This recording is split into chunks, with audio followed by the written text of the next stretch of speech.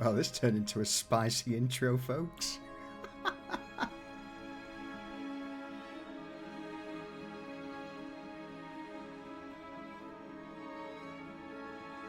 Welcome to Dungeons and Dragon Daddies. God damn it.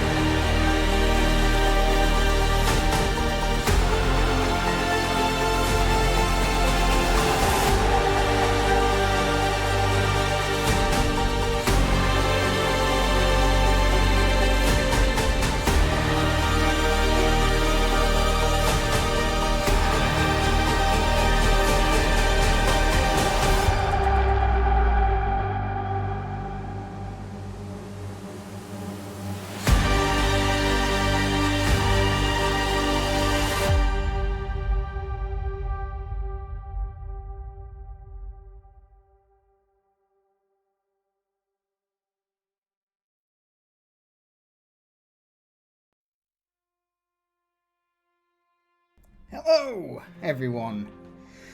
Welcome in to episode 2 of season 2 of Pariahs. Ooh.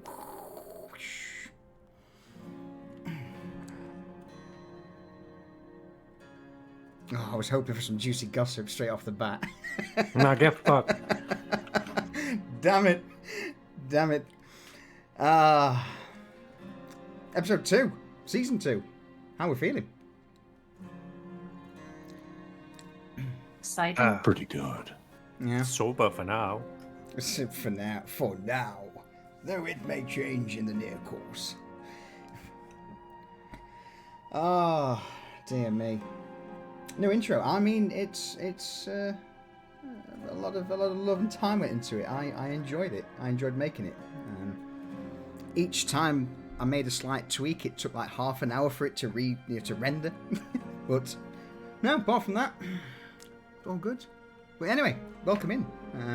See who've we got today? So sick I saw you in there. How you doing, my friend? It has been a while. Also, Raccoon Hugger. In fact, hang on. Can't be having that. Yeah, what if there's ads? Oh, we I don't know. like What? ads. What? I don't like ads. Fuck ads.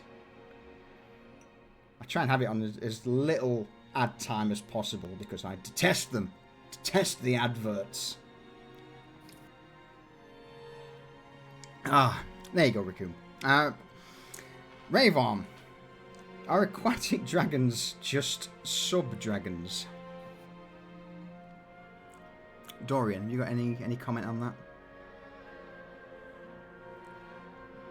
No.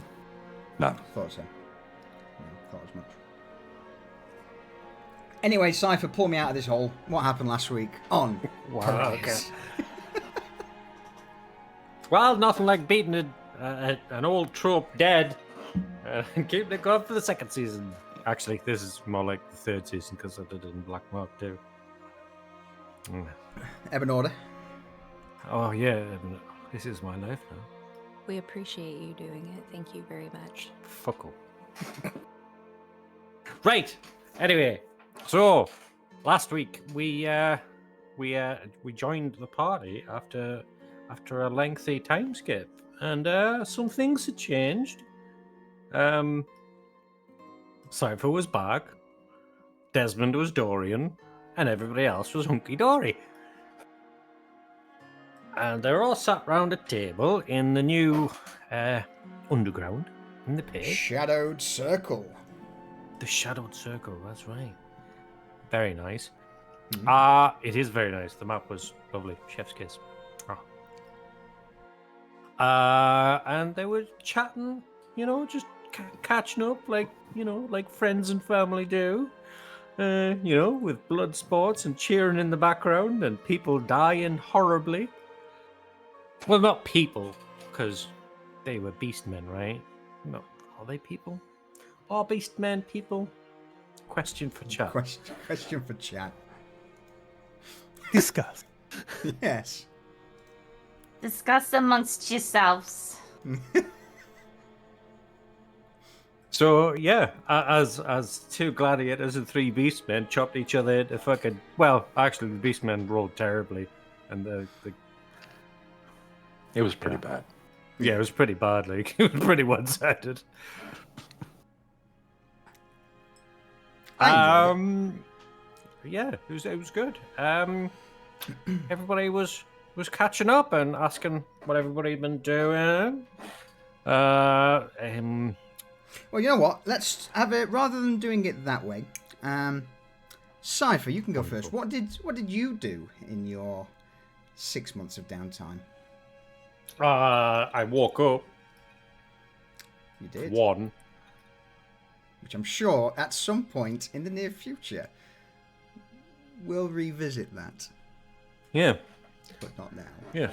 We're just going to draw that out because I know Pocket yet he wants it and he can wait. What's Cypher been doing in those 6 months? He's been doing a lot of studying and some work with Reza, as we wanted to make the Undercroft where Reza's little workshop, Cypher's obelisk, and Vanya's cauldron House. gingerbread house. Because it's kind of in a dangerous, precarious position, and the protection from good and evil will only probably deter some of the weaker stuff as opposed to protect them. So, to be fair, Reza did most of the work in crafting the She did, well, hang on. Before we go on that, since you mentioned Reza, so Cypher, you've been studying. You woke up and you've been studying. Is that all you've been doing for 6 months? Yeah, I've been teaching Reza and Vanya. What's the language? Abyssal. Yeah. And I've started a collection, but you'll know more about that a little bit later on.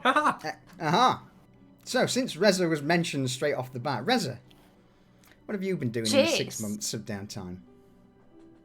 Well, Reza has been very busy pursuing many entrepreneurial ventures and improving herself through learning the art of stone carving with her the Folly's new associate, Arabetha. So she gained she used to working with her hands, grew up in a blacksmith shop, so she took to it, I think, fairly well. And she started working with Cypher on, first off, creating guardians out of these stones that were left over in the this section of the city below that is now theirs. So, so Reza is a closet cat lady. I'm just putting it out here. This is part of her lore now. She secretly loves cats. She practically is a cat since she became a vampire. So the first statues she made were sort of, they were supposed to be cats, but they look, I mean, the first ones were a little rough. They have, sometimes she'd run out of stone to make the right number of toes, so there'd be 2 in one hand and 3 on the other, and like they have these big ears, but all the faces are just adorable. So, and they are quite large. Yeah. So the guardians of this undercroft, they kind of stalk around on 4 legs, and they are the neighborhood cats who protect everybody. And then like the just very quickly with these guardians, you said that these stone cat-like guardians of the Undercroft now prowl around. How do you get stone to move? Are they golems? Are they Well, that's the part she worked with Cypher on to bring them to life. So Cypher, would you like to explain that process? Yeah, sure. So golems are more just animated, kind of like just inanimate objects, whereas we wanted something a bit more savvy, with sentient. Sentient. Yeah, that's what we wanted. Something a bit cunning. Maybe. Sorry, go ahead. Oh, go on. Maybe, some old friends who might have met their end in the city below would want to help protect Reza and her new friends. Yeah. So Cypher went about gathering some of Reza's friends or associates.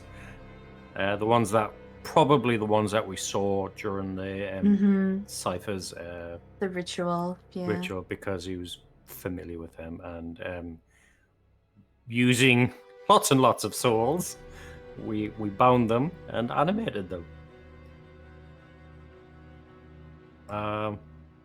So now they think of them as thinking golems, but they're for all intents and purposes gargoyles. Yeah, they are, for want of a better word, they are gargoyles. The only difference between a stereotypical gargoyle and that of your protector of the Undercroft is gargoyles have got stone wings. Yours don't. Yours are giant cats that cling to the fucking ceiling. Nightmare fuel. They're her preciouses. Yes. So I believe there's 3 of those that are acting as guardians for the Undercroft, or well, the area below the Undercroft, which we need a name for.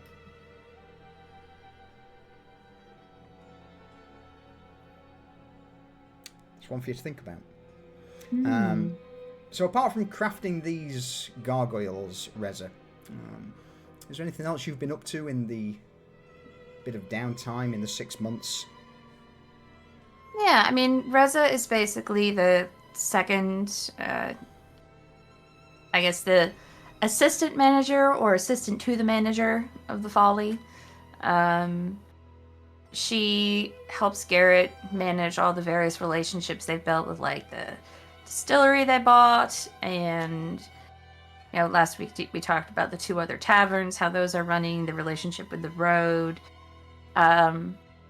She's also taken a role in any work that they have done, and if any interesting materials come back, she kind of, like, Garrett's a very busy guy, so he can't work with everything, so she will take those items, whether they be gemstones or interesting rocks or wood, and takes them to Arabetha, and they work together to create, like, various tokens or trinkets that they can sell, like building up stock to open the storefront she wants to open in the Coinflow district. Just to sort of focus on a small piece of information from that. You said earlier that you craft these stones, these obelisks, these little totems, signets, etc., out of the stones from the city below. Is that correct? Yes. No, wait, no. The No? golems, Okay. sorry, the gargoyles are made Okay. out of the stones from the city below. Okay. No, we haven't brought anything from the city below out into the world yet. Okay. Yeah. No, this is just like normal tchotchkes, Sure. things like that. Oh, the DM. Oh, the DM synapse has fired for a moment. Then I'm like, ooh. No, Okay. that is on the agenda. Don't you worry. Oh, okay. So basically, this is kind of like this grand scheme that Reza's kind of been working out. So, like, first they're building up inventory. Arabeth has been getting business of her own from her old, contacts when their family was running their business. So, in the time leading up to the last episode, Reza had been scouting the coin flow for the appropriate storefront to kind of a place to make her entry into coin flow. Absolutely. Excellent. Well, with that said, if there's nothing further you wish to add, Garrett's name came up a few times in that conversation. So, Garrett, what have you been up to in the last 6 months?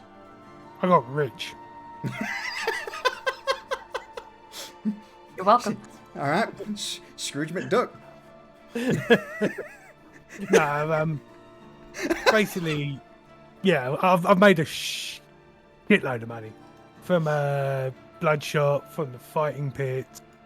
It's allowed me to buy all of the buildings around the folly, and I've been spending my time making sure our influence and grip of the outer slums is absolute.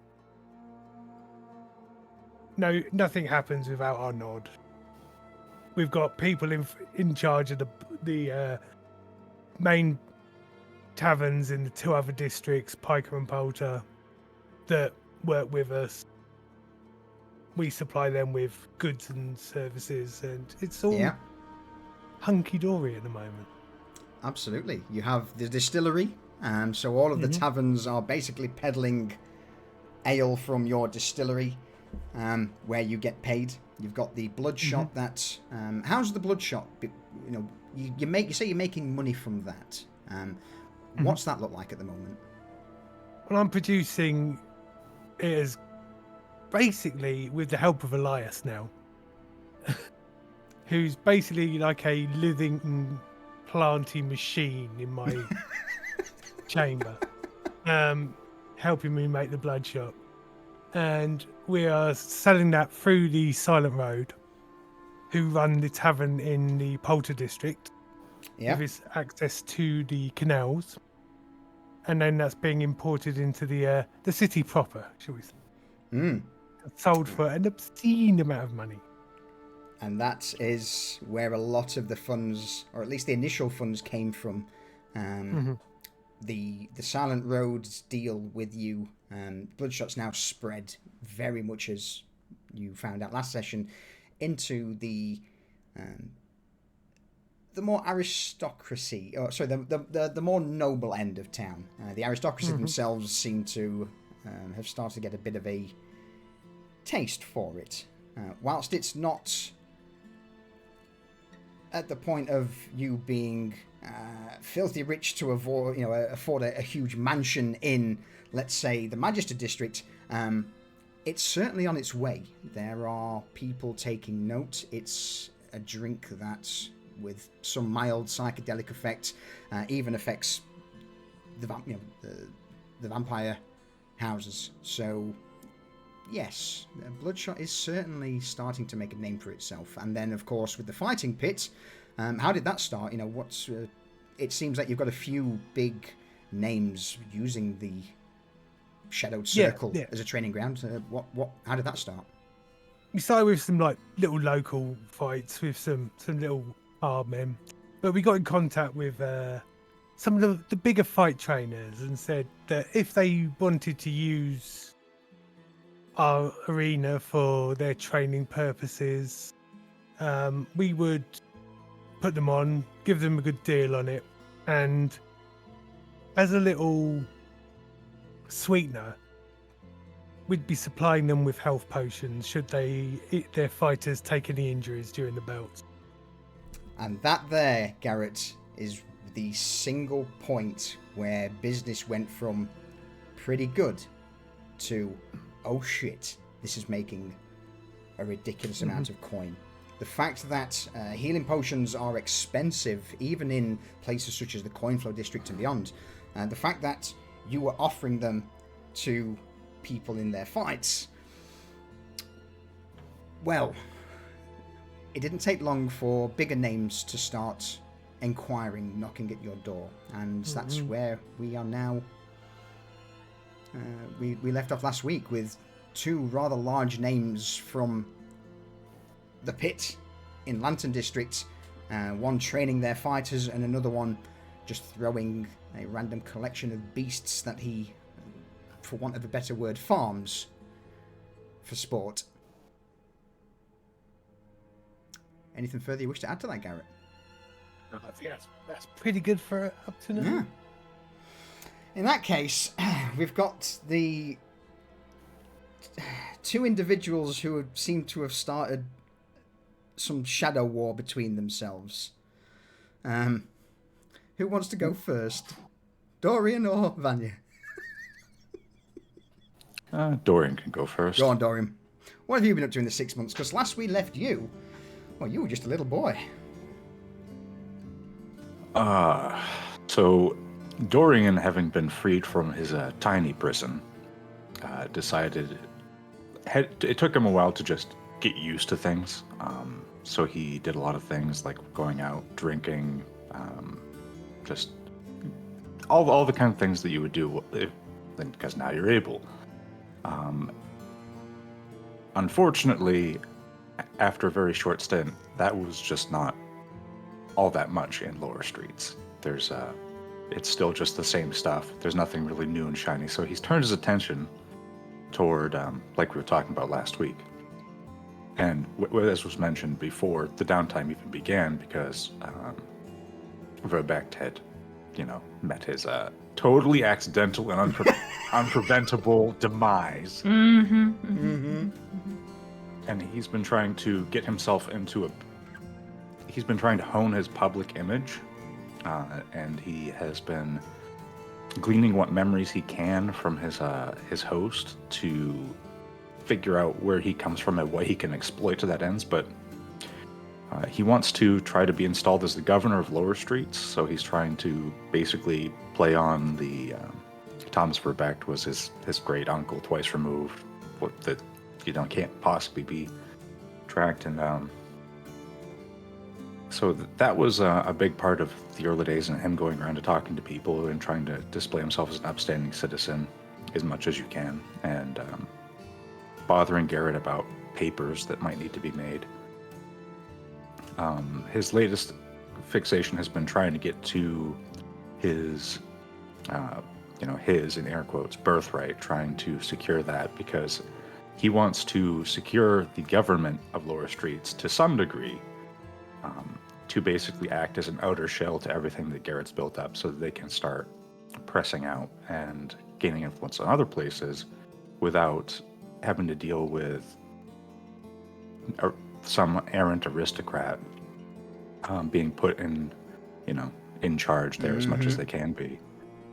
So he's basically trying to push that, while also he just puts on a helmet and just goes out and does what he has to do when the time arises in the evenings. But so far he's trying to get at the Hestwood, I guess not really fortune at this point, but the backing and the holdings. The backings, the holdings, and whatever perhaps stock or finances the house has. He's been living out of the Folly. He's got one of the rented rooms upstairs, and he tries to, appear as though he's just a constant visitor to the people who are around. Obviously he doesn't want people to connect too many dots between who he was and who he is, and he's also been talking to their Marmstown blacksmith to get some new equipment in that time too, because it takes a while to get things done right. It does, absolutely. Now, what has been one major issue in trying to get back into the maybe not the good graces of the Hestwood family, but at least contact with them, considering that they are a coin flow based family? What's one major issue you've had? The major issue is that, he had become, Charlton himself had become such a wastrel that he was basically written off at that point. And there was no direct contact between him and the family. And now, because the thing is, if things were left alone, he would have been the heir to that family's assets if anything happened to their father, the only remaining patriarch, because their mother had passed years ago. And his sister doesn't want him to make that contact because it looks like she will be basically the heir by default as long as things aren't patched up between the father and Charlton. Mm-hmm. So she's been putting herself in a place to make sure that the guards don't let him in, don't let him talk to anyone. So he's been trying to find an opening to be able to just get his attention and, do what he can. Excellent. Which is kind of goes hand in hand with the governor of Lower Streets thing. If he can get that bolster behind him, then he can use that. Excellent. All right, so that leaves Vanya. What have you been up to for the last 6 or so months? She's been pretty busy. Let's start with, she kind of honed her skills with brewing with her cauldron, and this is more to enhance her offerings that her sisterhood could provide, as well as learning how to make hag items and other kinds of useful things that the group can use. And she did that under the guidance of the nurse. And so she also learned to describe and locate missing things. She has now like a large map in her cute little cottage with her cauldron. And she like Cypher was saying before, was learning Abyssal with him, and an occasional High Soman with Dorian when he would speak to her. And then she focused a lot on growing the sisterhood's influence in the districts that they were already in, and of course, trying to grow to a bigger audience, like growing their offerings to bring more patrons in. And Absolutely. so she had grown her sisters to about 300, but those that are like working under her is like a total of 500, including the sisters that are under it. And I think for the contracts that they have got is about 1,000, if I remember correctly. That's what I have in my notes. At this point, at least by the inner circle of the Sisterhood of the Rose Cross, you are looked up to almost like a saint. Every word you say, they hang on. Every word, every syllable to them is almost as if a god or the being that they worship is speaking to them personally. Devotion is probably the best word to describe the Sisterhood of the Rose Cross towards you now, Vanya. They are well and truly an indoctrinated cult to the Happy Healer. And as for their influence, yes, it's not so much spiraling out of control, but they are certainly getting results. And with the overall improvement of every district, especially Piker, considering that was one of the more...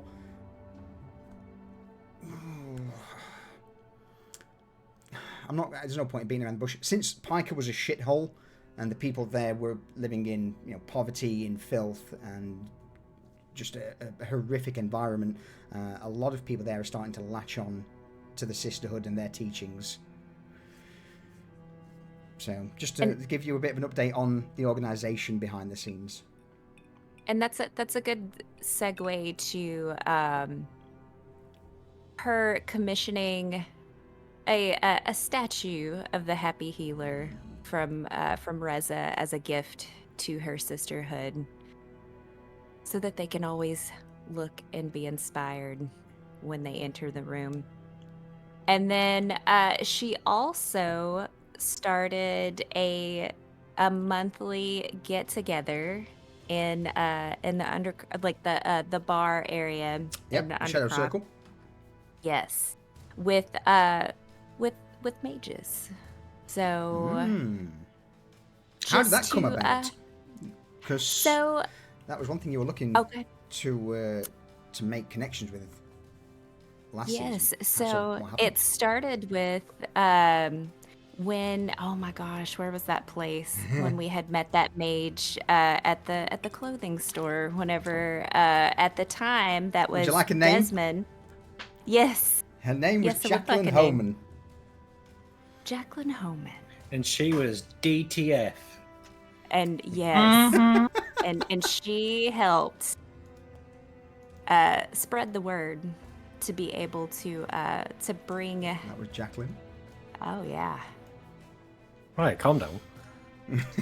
Sorry, I got distracted. I don't know where that was going, but she's helping. It's kind of it's new. They're growing in the individuals that visit, but it's a safe place for them to come and not be like known and to be seen in the outside. So it's when they do come in, it's just for them. Like everything's like closed down from regulars coming in from the streets. But she also utilizes that to sell some of her offerings.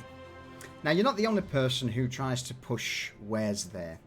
Jacqueline herself will try and sell a few enchanted garbs, fabrics, cloaks, things like that.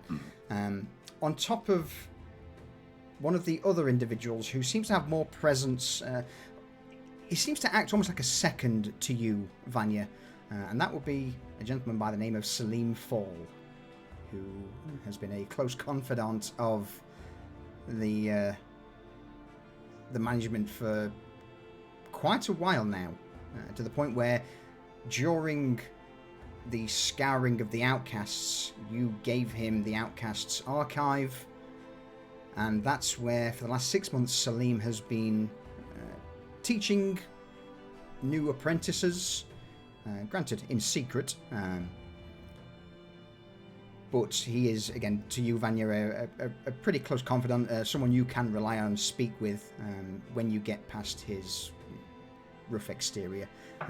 And usually, if he wants something, or if you want something, it's there's no favors. It's a straight up barter. You do something for him, he does something for you.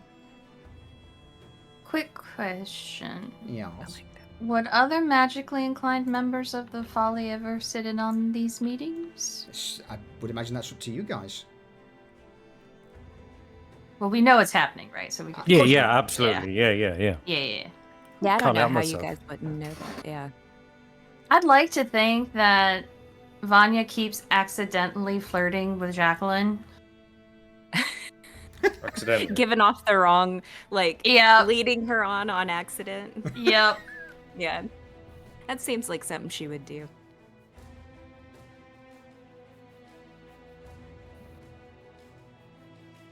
And Reza secretly Yeah. encourages Jacqueline to keep on it.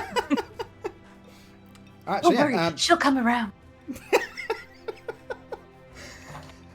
So yeah, but these mage meetings, they are very clandestine. It's not a case where all the mages turn up at once. There's almost like a time slot, and over the course of a couple of hours, the mages roll in, hoods drawn.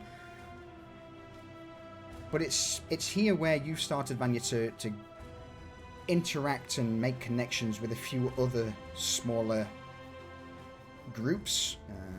There's the odd hedge mage or witch or individuals who like to keep themselves to themselves, but at the same time, obviously with magic being so distrusted in Novostoya, or at least if you're unsanctioned by the court, this meeting has turned into quite a beneficial arrangement for several smaller groups.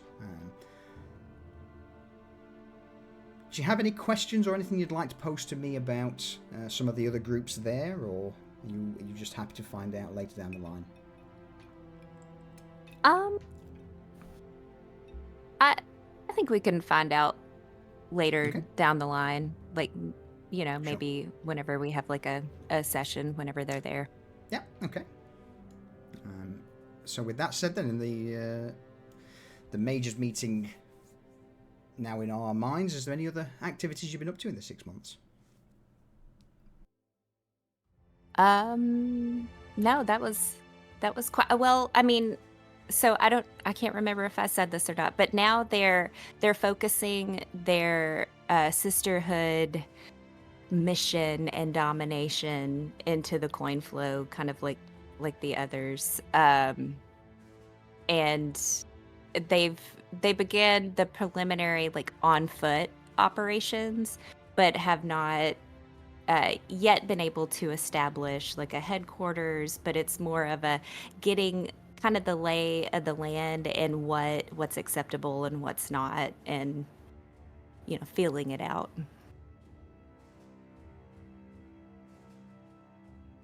Excellent. That's it. That's Vanya's been very busy. So in that case then, with that all said and done, considering now you've all had a chance to listen to each other's actions, is there any questions that you have between the party, or anything anyone wishes to add to that? I have something I'd like to follow up on from last week. Go for it. So Reza will, let's say it's the morning after the fight, so Reza is going to go and find Vanya. In that case then, perfect. That'll segue straight into where I was planning to start today's session. Beautiful. So, if you're off to find Vanya, we'll come back to you in a minute. Anything else in regards, above table from the rest of the party? Oh, my bad. It's all good.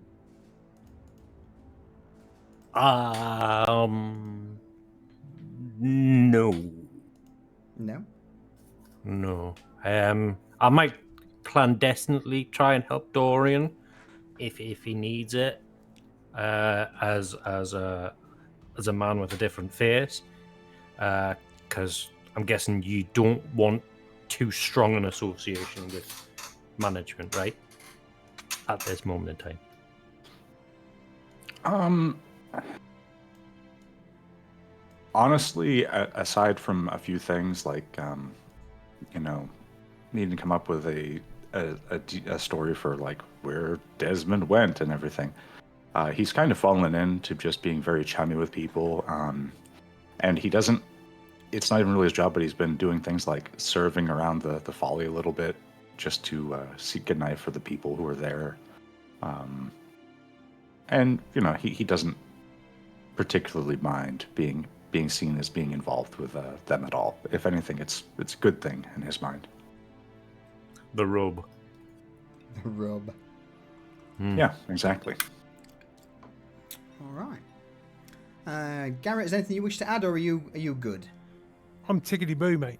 Perfect. In that case, then, following on from last session, after the palaver in the fighting pit, where Vanya and Dorian got into a slightly heated debate, eventually, Garrett, you calmed everyone down, and by the end of the evening, the crew had dispersed to do their whatever miscellaneous tasks that they deem necessary. We'll pick things up in the next morning, and it's here where, at the bar of the Shadowed Circle, we find no one, because I can't reasons.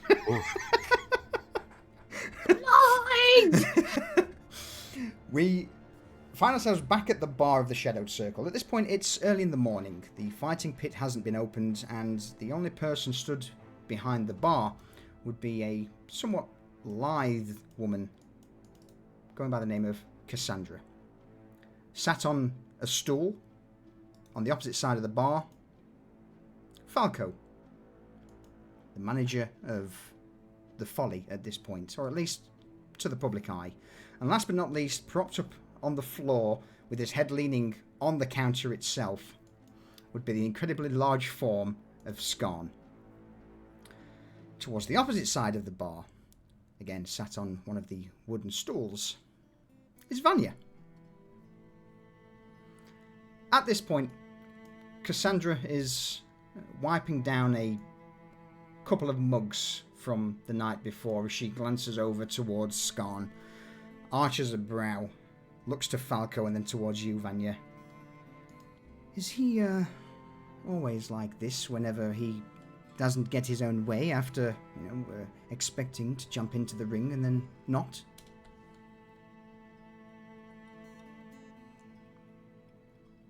Are you talking to me?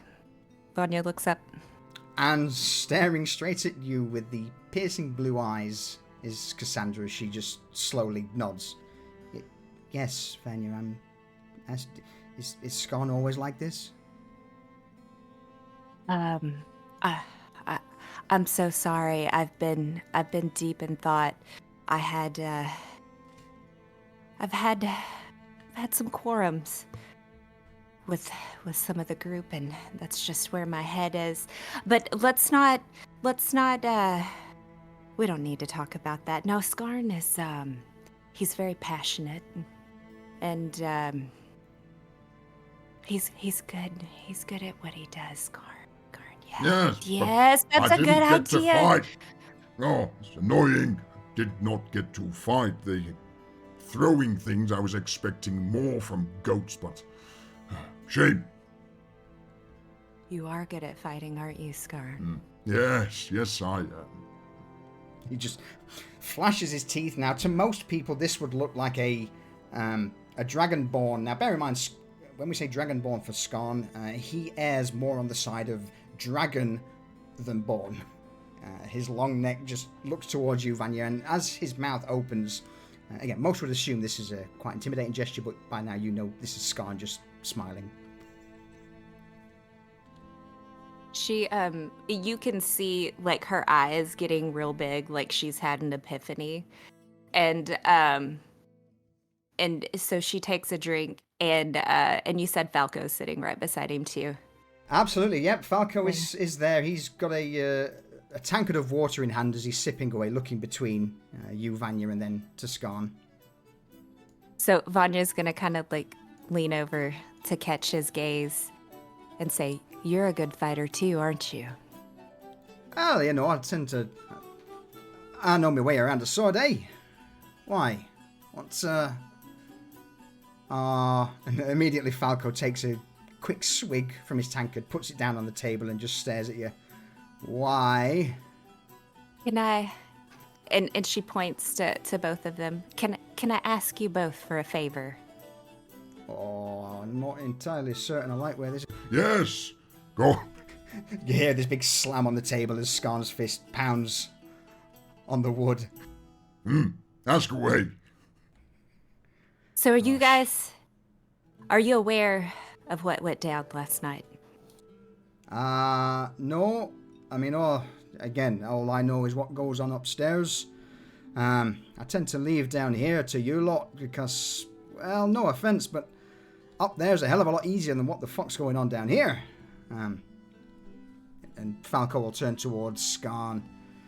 Why, did you do something? Skarn did no such thing. Well, I didn't either. Well, all right. So now that I have you both here and you're willing to help me, let me tell you my situation. Oh, here we go. She gets she stands up. At this point, Reza, if you wanted to sneak in, you can roll me a stealth check. It's your call. All right. Vanya, go ahead. So, Dorian has threatened my sisterhood with brimstone and his seed. Wait, Yet what? we shall... I don't know. I can't remember. He was talking about something and touching my sisters and his seed. But he threatened them, is what I'm trying to get at. What, with a good Now. time? Have you seen the man? He's fucking 6 foot something. He's a... Whenever he walks through the fucking folly, everyone starts swooning, even the lads. I don't think, Falco, I don't think it was with a good time. It seemed very aggressive and not our philosophy. So let me tell you this. Are we So talking about we the same sh- Dorian? 6 foot something? Blonde hair? Oh, yes. Yes. He is not into positivity and Aye. yeah. So Skarn just puts his hand on Falco's head just to stop him from talking as Skarn's large head just begins to leer towards you, Vanya. Go on. and you can tell like she's visibly like shaken. Like her hands are shaken because she's just so passionate about this because he has triggered something in her because you don't threaten her sisterhood, right? So she's like, yet we, my sisterhood, shall not be intimidated by his threats. Oh no, for my sisters will continue to spread happiness and hope. Undeterred by those, and she motions to where like Dorian usually sleeps, who do not share our beliefs. This adversity shall only strengthen our resolve. As she's gesturing, just like a baked good appears in one of her hands. She's gonna look at it, but she's not. She's gonna look around, but she's not gonna let it deter her because she's in the middle of a speech here. So, to ensure their safety and the continuation of our mission, I implore you to train my sisters and she's like she's put her hands into fists, not realizing that the baked good in it the baked good crumbles to the ground. In the art of self-defense. Are you with me? I'm not entirely certain. And as Falco's talking, you just see a large black claw just poke into Falco's mouth. Teaching fighting. Go on, Reza. Yeah. Reza starts clapping after the speech ends. Reza, you back. Skarn will help teach fight, yes. Fighting easy. Stare at them. And at this, Skarn stands up to his full height, not in his usual crouched form. You know, he extends his limbs, throws his arms out to the side, reaches his neck up, and just... You stand tall, firm. Look them in the eye. Growl. Whereas you just hear this horrific dragon roar just echo around the chambers. Oh, and then... He holds up 2 clawed fingers. Pluck their eyes out. I teach your sisters this. They will be unstoppable. Your common has improved dramatically, Skarn. I'm very impressed. Ah, thank you. It has been worthwhile talking with you all. Yes. Very eloquent. It's at this point where Falco, having scraped his tongue from the dragon claw that was in his mouth, fucking hell. You want us to teach your... We're talking about the same sisters, you know, red hoods, white robes, you know, happy go Larry, join the fucking cause. You want those happy sisters to fight? Yes, but I don't. I still want them to be positive about it and happy and hopeful. Oh, so positively fucking battle sisters. All right. Yeah, they'll do it with a smile. Falco will look at you, Vanya, this exasperated expression, turn towards you, Reza, with the pleading eyes. He mouths, help? I think it's a wonderful idea, Vanya. And actually, I was looking for the 3 of you, actually, based on our conversation last night. And I think we might potentially have similar destinations in mind this morning. But please continue, Vanya. Oh, are you offering to help teach the sisters too? No, not at all. Oh. Your sculpture is ready. It is over in the Arabetha's warehouse, and I was going to ask you if you want to come and look at it, give it final approval, and then we could have Skarn and Falco transport it to the headquarters for you and install it. Oh, that's a great idea. And then you can introduce yourselves to the sisters, and you can get started today. We've met. No, not you. I'm talking about Skarn wow, and that was Falco. rude. To get their Really rude. lessons started. That wasn't rude. We're just trying to get on top of, they need to start today. Did you not hear the threat last night? Well, I really don't. You know what? Never mind. So just let me know when you're ready to head out. Skarn not do today. Skarn busy. And Falco also begins to nod at this. Sadly, Vanya, I'm going to have to... I can accompany you for a little bit, but I can't start training your sisters today. There's a whole logistics about finding a place. Perhaps I could get some of them in here on the early hours, and we could get them into the pit, fighting, wrestling amongst themselves. That might work, but... no offense, but the last time Skarn went down... Skarn, do you not remember the last time you were down near the sister's place? Skarn looks at Falco and then looks towards you, Vanya, and then Reza. No. Oh. Wait.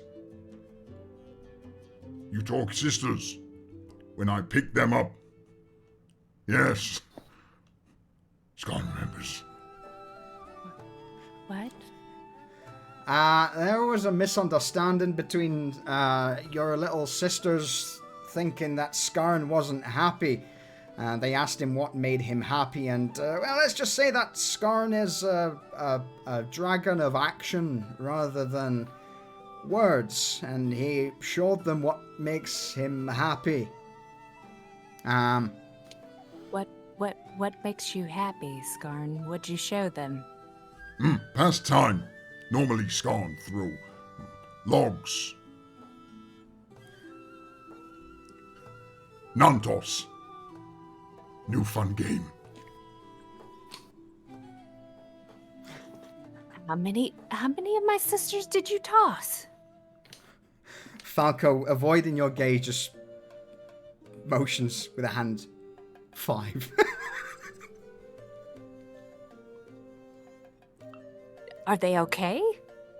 Yeah, aye. I mean, I may have had to, in fact, Reza, I think you were the one who dealt with that, if I remember rightly.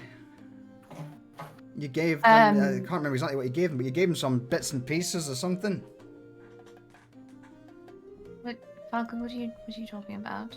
She had not been paying attention at all. She'd been getting a drink or like having a side conversation with Cassandra because she had felt very dismissed. You know when Scarn ended up tossing a few of those sisters down that back alley and they got pretty banged up, you know, one with a broken arm and whatnot, and you said that you'd sort it. You took some potions or some other bits over to the. Oh yes, I remember. They were very grateful. Are my sisters still alive?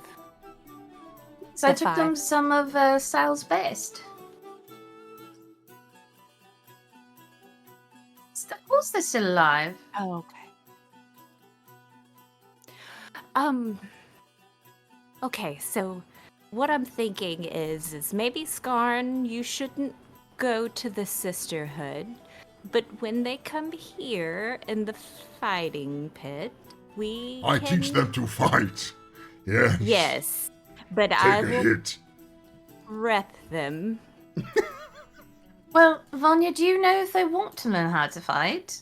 It doesn't matter.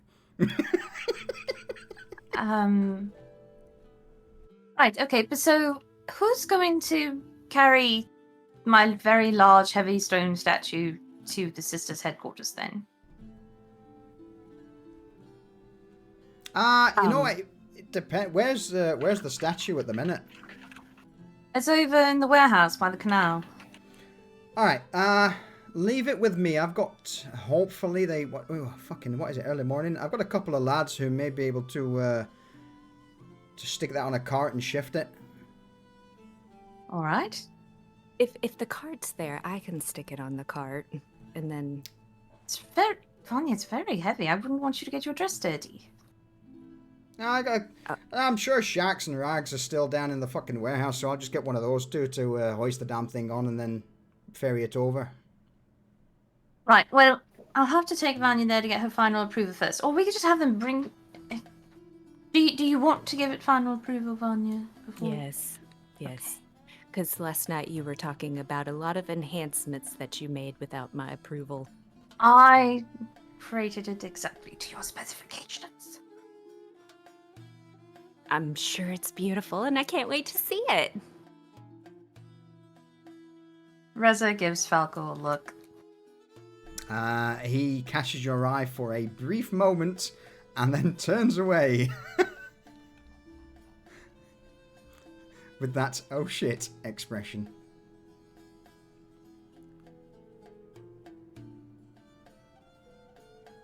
Well, I am at your disposal then to go and look at it whenever you're ready.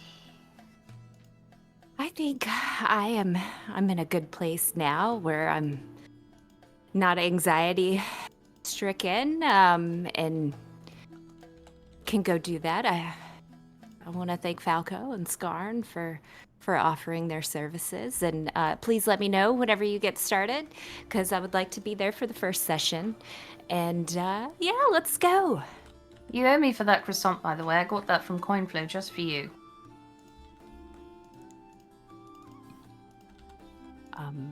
What?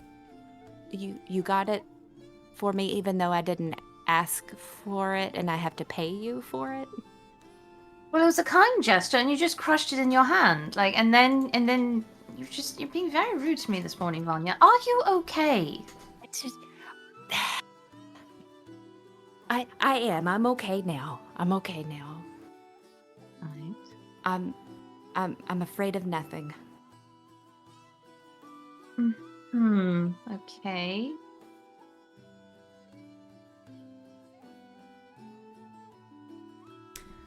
So, It was jelly How's it going? filled. Are you going to wash your hands before we go? She just uses prestidigitation to just clean it off. and at that you just hear this voice. Really? On the floor? After we've just cleaned the place? As it slides off your hand with magic and just drops onto the wood below. Cassandra stood there at the bar, one eyebrow arched, the disapproving look on her face as she just shakes her head, turns to get the mop and the bucket. Don't worry about it. I'll sort it. And normally, like, you know, Vanya's demeanor would be she wants that spick and span, but you can tell, like, she's been rattled and just walks off. And it's just a little out of her character to do that. Miss Teresa, I wish you good luck with Miss Vanya. It seems that she's had quite the evening yesterday with Master Dorian. I do not remember half of what she remembers, so this should be interesting. Thank you. Cassandra just I offers wish- So go on. I wish alcohol actually worked for me. Well, we have quite the array of bloodshot available if you wish to take some with you. I have heard that it is rather potent and will affect those of a slightly unusual disposition. I think I shall need my wits about me for this venture this morning. Maybe after. I'll put a You potion hear- aside for you. Thank Oh, you. Vanya. You hear Vanya go, "Are we going?" Yes, let's go. And she gives like Falco and Skarn like this dagger look at both of them like I'm having to do this alone now because of you, and you will both pay for this at some point in the future. How spicy is Falco feeling?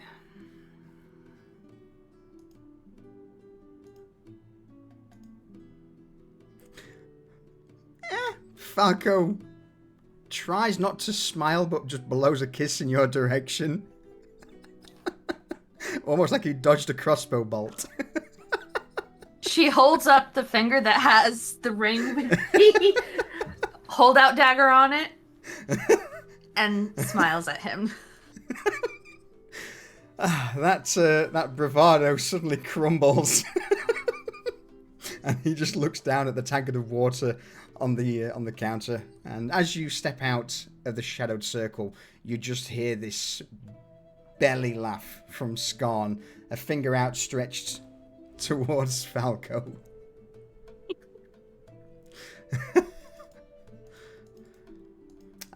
So yeah, with the direction you're heading, it sounds like you're stepping into the side door into the Undercroft corridor. Well, we're going to the warehouse where the statue is. Yep. So, all right. In that case, it's probably the main entrance. Yeah.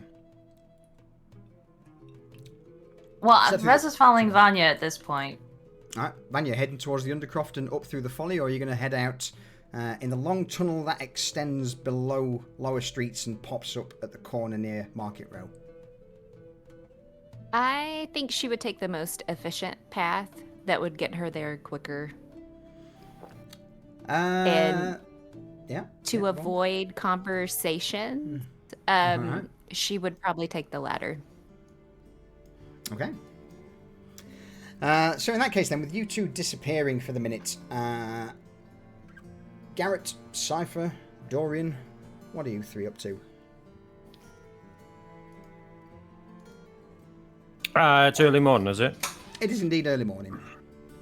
I'm at the society. Oh, okay. Coroner?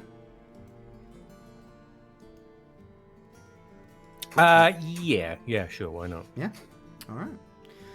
You have to bear with me a second, because new version of Foundry, we may have a few niggles. There we go. All right. So, meanwhile, to the northwest of the Folly, past Market Row, and into the alleys just behind Cypher.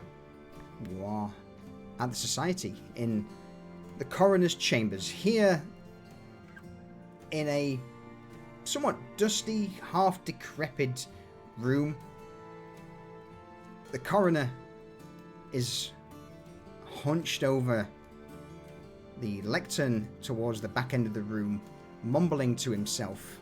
You see him in his usual form, this, at a glance, perhaps a frail-looking man.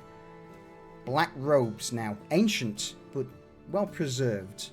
Hair, or at least what hair remains, has been slicked back as he turns round, a brow somewhat arched, or it's more like dried leather being stretched over his skull as he turns towards you. So, your thoughts?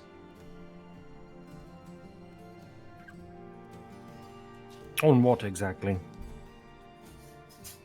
What we've been discussing for the last 2 weeks.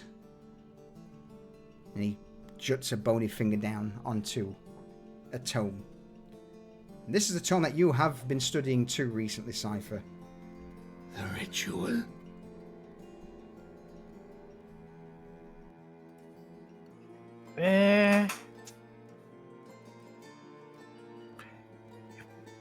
It's dangerous.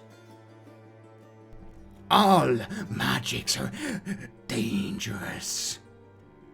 Yes, but unnecessarily so, right? But we are so close now. So close. Yeah, but what quantifies a god, eh? The coroner scoffs, slams the book closed, and begins to shuffle back down towards the table you are sat at, Cypher. And he looks down to see what you're currently up to. I've been arranging his fucking collection because trying to find anything in a fucking 5,000-year-old fucking lich's library is lessening futility. Mm-hmm. And besides, Cypher's been borrowing books and then returning them after he copied them. What is... The coroner reaches down, plucks a book from the pile in front of you and looks over it.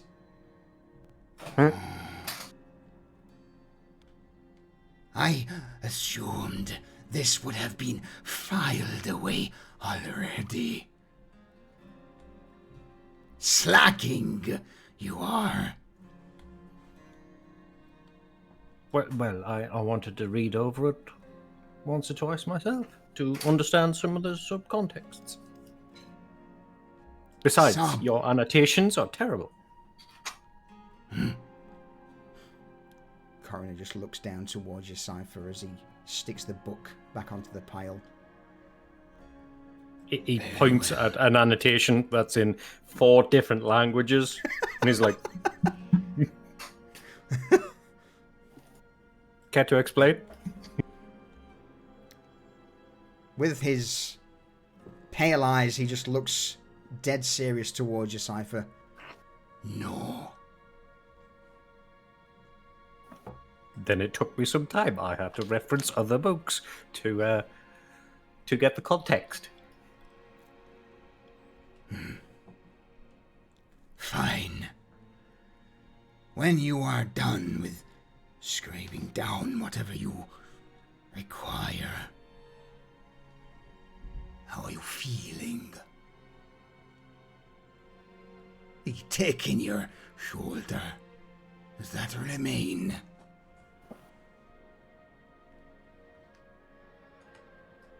I feel strong.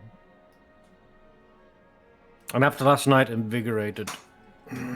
And he holds out his hand with his ring on and his phylactery. And the gem that's usually black as night is kind of like a midnight blue now.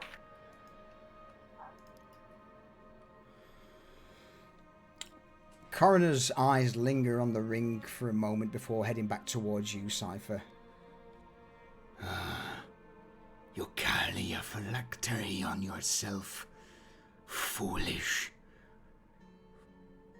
Foolish. It has its pros and cons. Being portable, the main one. Do not.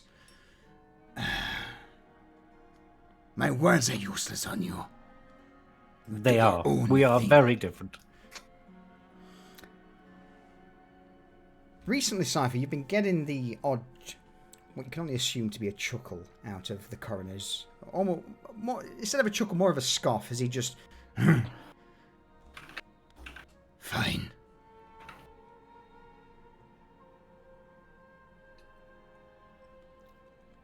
Besides, you think I was boring if I was a carbon copy of you? You have many years and many more mistakes to make before you could be a copy of me.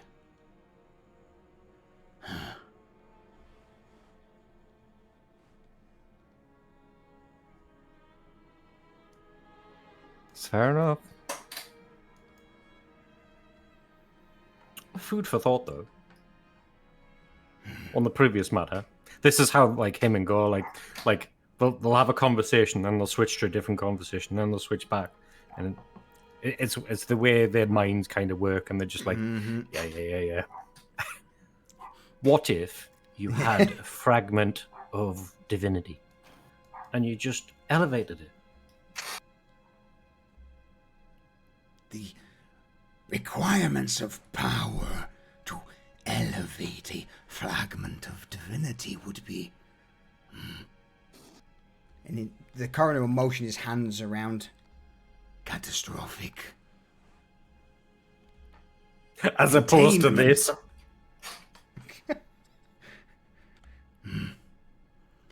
Point taken.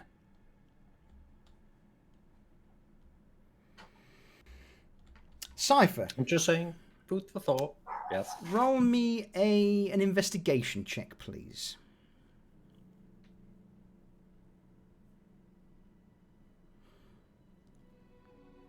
Well, that's a natural one.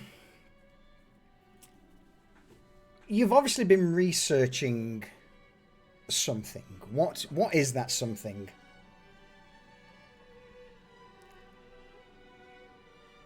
Or not so much researching, but the coroner's research. He has had you investigate a few things, but obviously you don't know why. But what have you been researching? On behalf of the coroner, resurrection. Yeah. Not pertaining to the mortal form. Yeah. You have learned a couple of new concepts, though. That's again, you don't know why, and I'm not going to tell you why, but you are aware of two new concepts that the coroner has been drilling into you. One is that of a cycle of life and death, what should be, and the role of something called religion and the belief. Faith. To the point where where if there is enough faith in something, there is a chance that it becomes something known as a religion. And usually at the center of a religion is a singular figure or a pantheon of some sort. That's all I'm going to give you. I'm going to give you any details it's all very vague, yes. Yeah. It's all very archaic to say because gods have been dead for 1,000 years. Like, they're like fairy tales. But one thing that I will say, at least with that, you have learnt what faith is, how religion in the gods came about, and that some of the lesser notes that the coroner had been passed to you is that of resurrection or rebirth.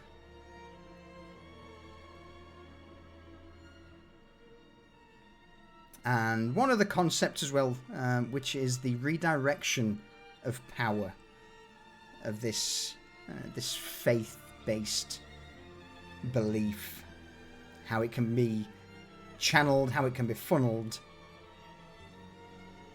You don't know much about that because that roll was terrible, but that's, you know, you have a very base understanding that the coroner's current research is in faith and how to funnel that into rebirth.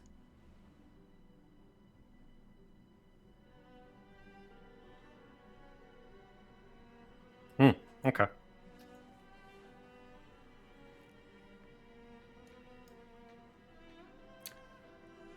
With this conversation going further, just for another sort of half an hour or so, eventually the coroner just waves his hand towards you to continue with organising his archives as he takes his position back at the lectern at the far end of the room, cranks open the incredibly large ancient tome and begins to scribe down notes, sigils, and other magical runes on the pages there, leaving you to your own devices. Anything further you wish to do here, Cypher? Cypher's gonna clean up his mess. So he's gonna summon like 4 or 5 shades and just have them put everything away. And then he's gonna pocket 1 or 2 books that he's chosen for himself to cover. Put them in his bag and be like, and I'm on my way. Alright. So with you absconding with a few more tomes, before we check on Dorian and Garrett, shall we call a quick BRB? Yeah. Sure. Alright, in that case, folks, we will be right back for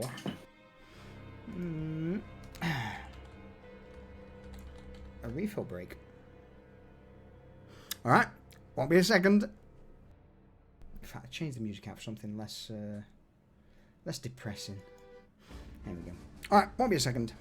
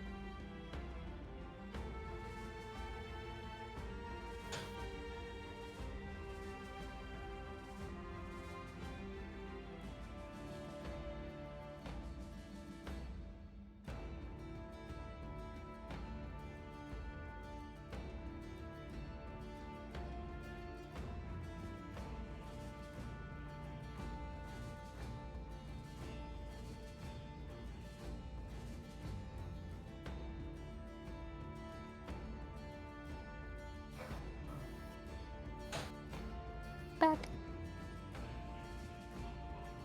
I never left. I'm back. Welcome back. Thank you.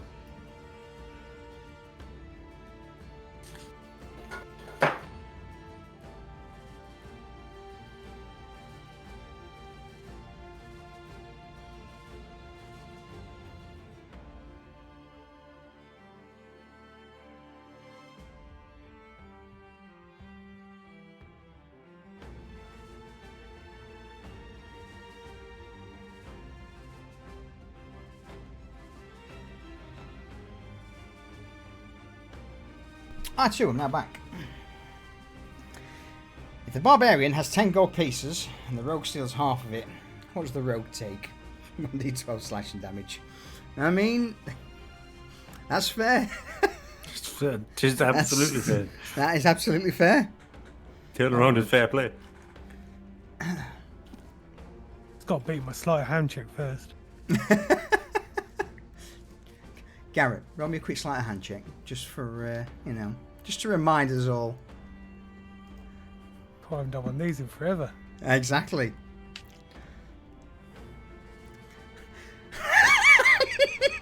You know, it occurs to me Garrett is a rogue that like doesn't really steal anything.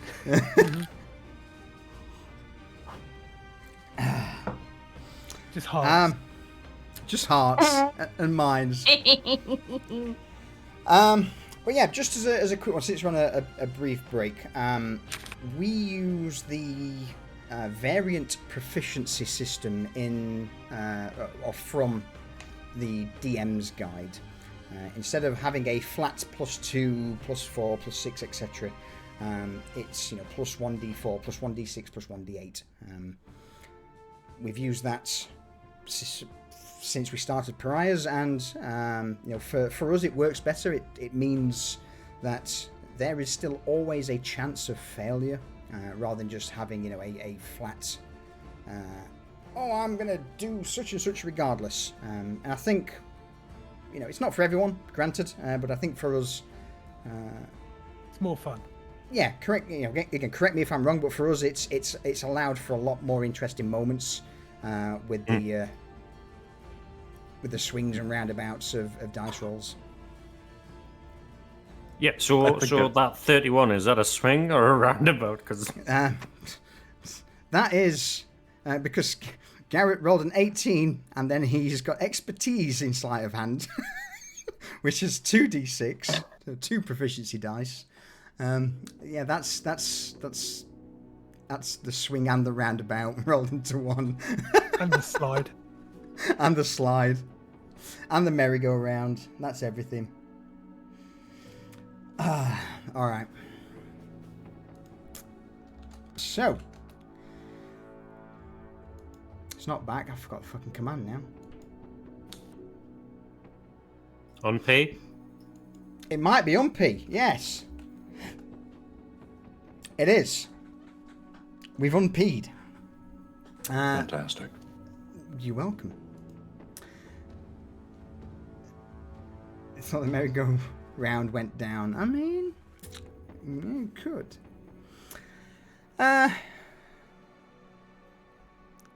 Garrett. Yeah, well. The next morning, after what went down and you ruffling the feathers of the punters, offering a free drink at the Shadowed Circle bar, is there anything you wish to add that you did in the evening, or are you happy starting the new dawn? And if so, what are you up to this morning? Once everyone was placated and drinking, and I did the rounds, shaking the hands of people that won, commiserating with people that had lost.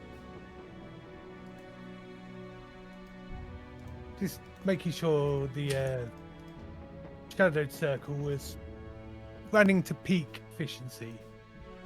I then retired to my lovely little thorn room. Mm-hmm. Had a lovely few hours of sleep before getting up and tending my plants. My bushes. let's talk about the plants briefly, Garrett. So I haven't had chance to do the thorn room yet because I want to do it justice. Yeah. What's I correct me if I'm wrong, but I imagine that Elias has probably expanded this room out by digging some of the dirt out and basically excavating it into a larger space. Yeah, I've basically got what can only be described as a field now. Where my work area is down one side with my bits and bobs, my work tables, my bed, and then I have planted rows of medical herbs, some poisons, because I am a rogue after all. Yeah, it'd be rude not to. cooking herbs, and I've got a extension that goes off to one side, and that's the mushroom room. The mushroom room. Hey, it does. How you doing, buddy? And that's where the main part of the bloodshot is grown. So just as a quick refresher, what is bloodshot? What's it made out of? How does it look? How is it produced? What's the final product, and why is it selling so well? Okay, well, bloodshot, it starts off as a wine. Yeah. More of a fortified wine, like a port, more than anything else.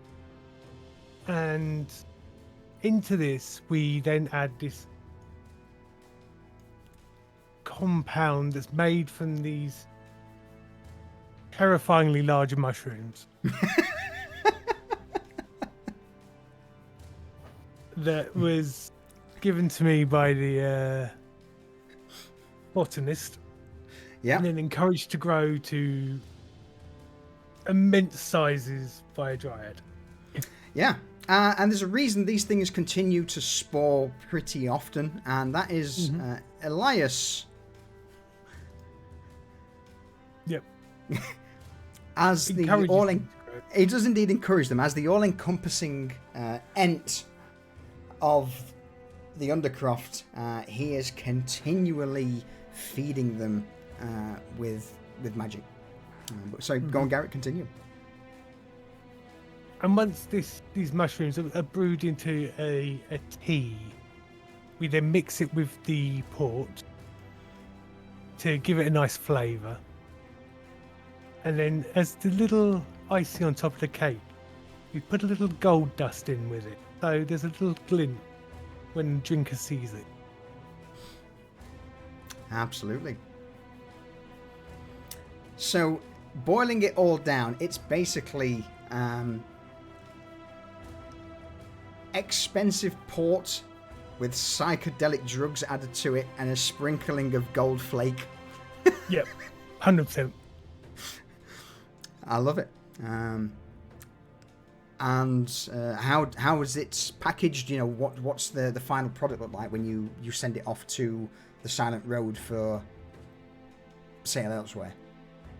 It's in a very nice bottle with a very fancy label, and it's aimed to the upper classes, the people that can afford this, because it's horrifically expensive. Because I say it's expensive.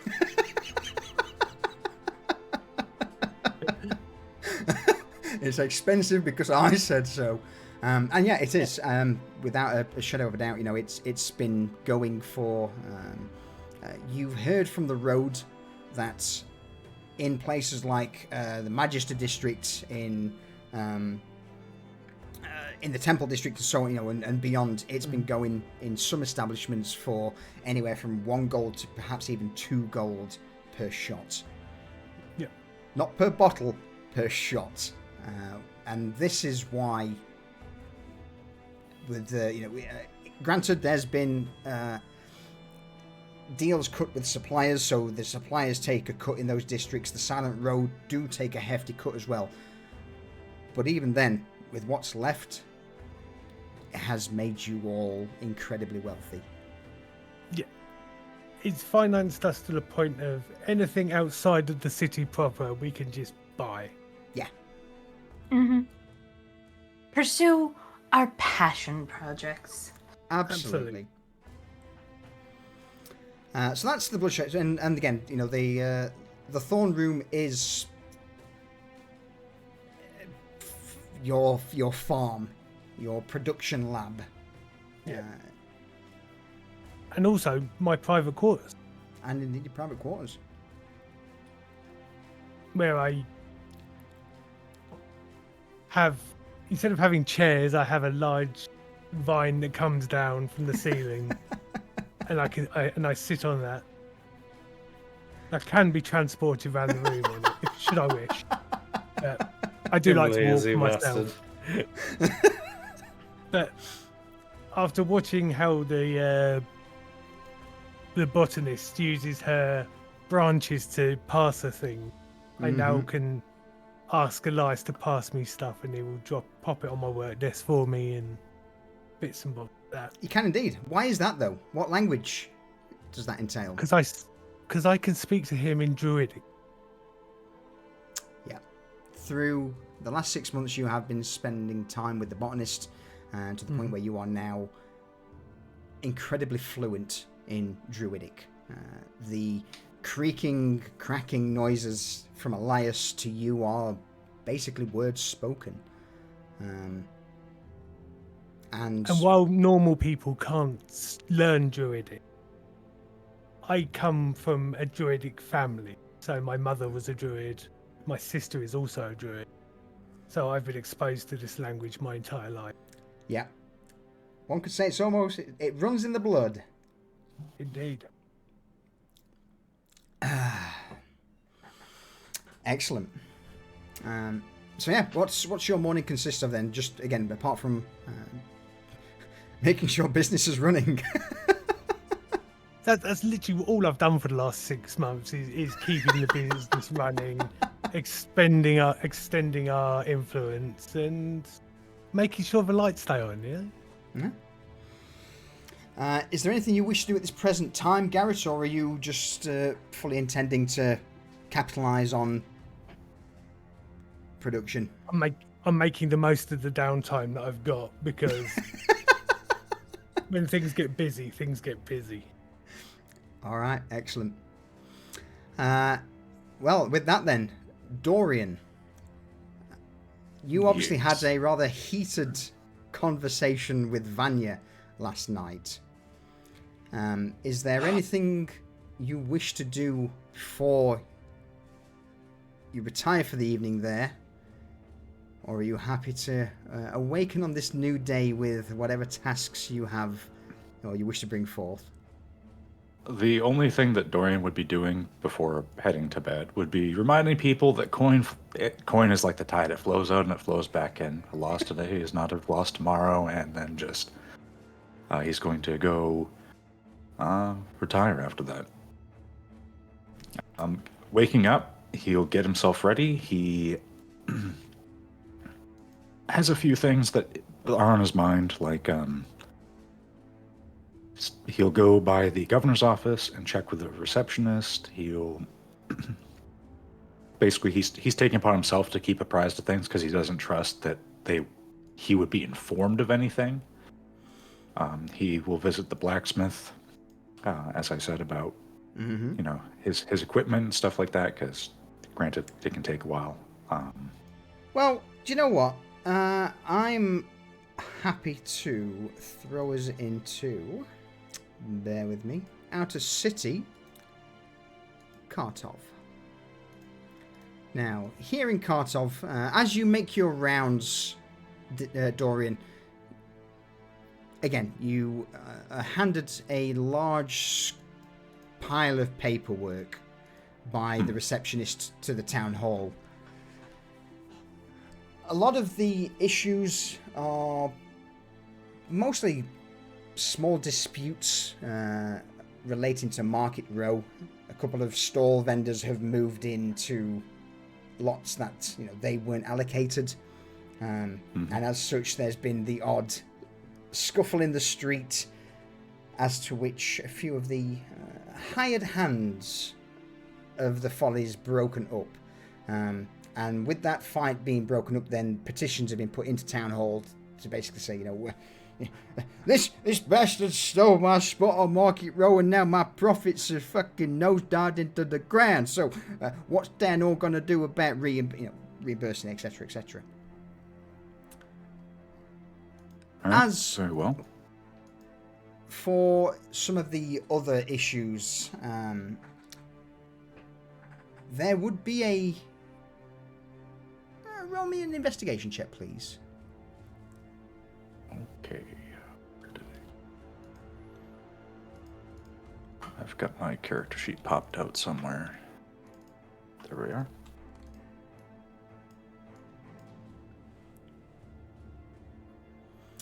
As you begin to sift through the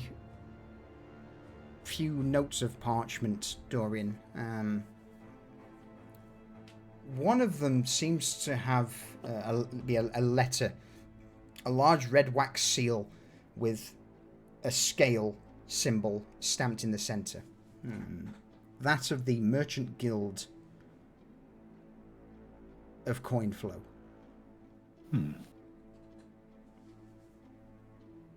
So it's a sealed document, or is It is it? indeed a sealed document. Yes.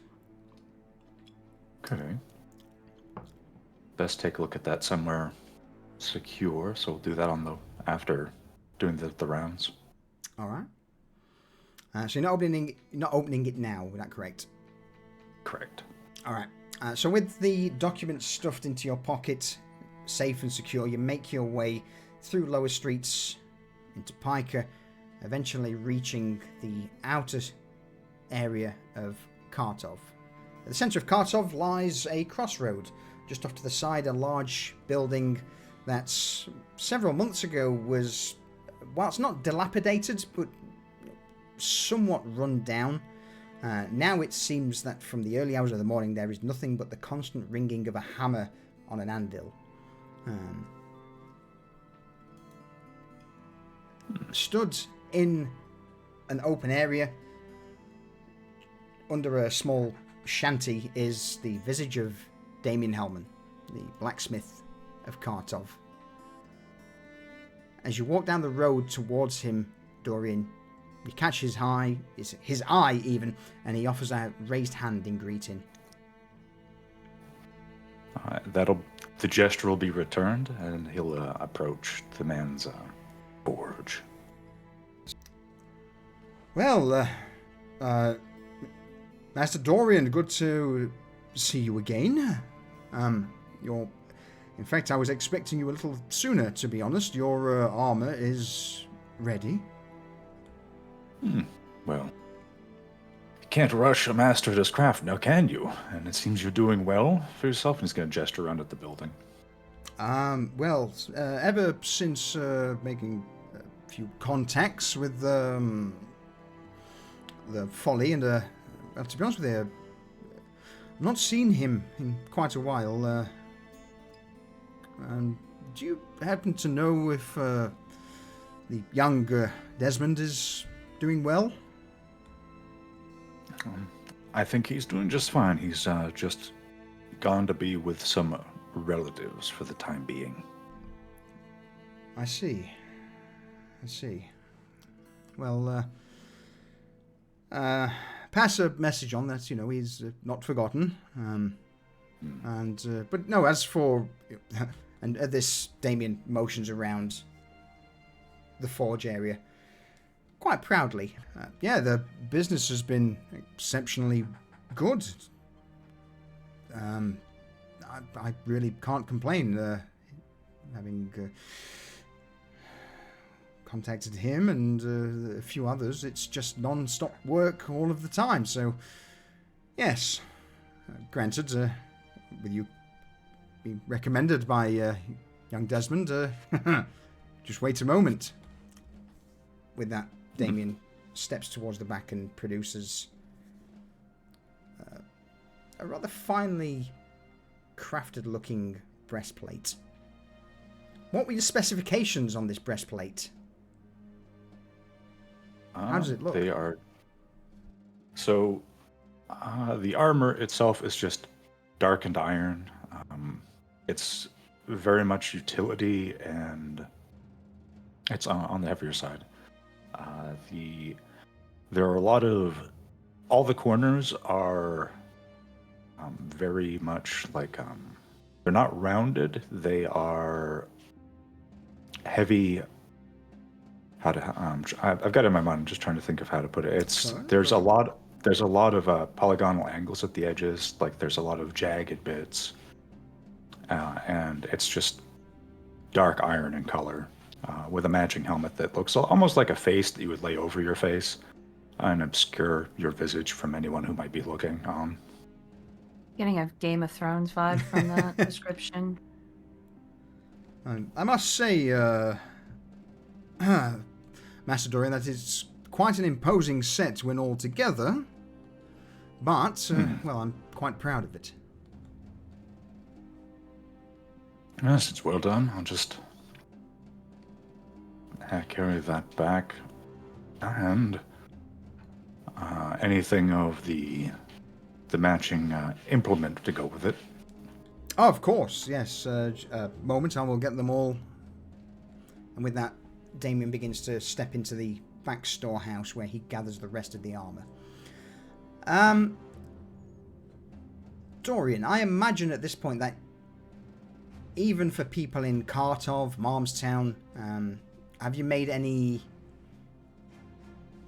contacts there in regards to taking over as the administrator of the slums district? Would he be aware that you are? He has made sure that, this is pretty much his only contact out here, because everybody else seems to be shutting their house all the time. But he's going to make sure that this person knows, because he seems to be really the lifeblood of the area around him. Mm-hmm. So the further you go away from Lore Streets, it's basically just the key figures are the people that he stops to, Sure. rub, have some gab with, and he's made it. He'll have said it before, but he'll say it again here, that Damien could do well for himself if he set up shop in Lower Streets. Obviously, it's a different atmosphere. But it is, as you say, the atmosphere is different, and, well, I hold quite a fond attachment to this place. It's somewhere my father owned, and, well, I believe I would be doing a disservice, almost a disappointment to the family if I gave it up. So, whilst I appreciate the gesture for now, I sadly must compelled to stay here. Very well.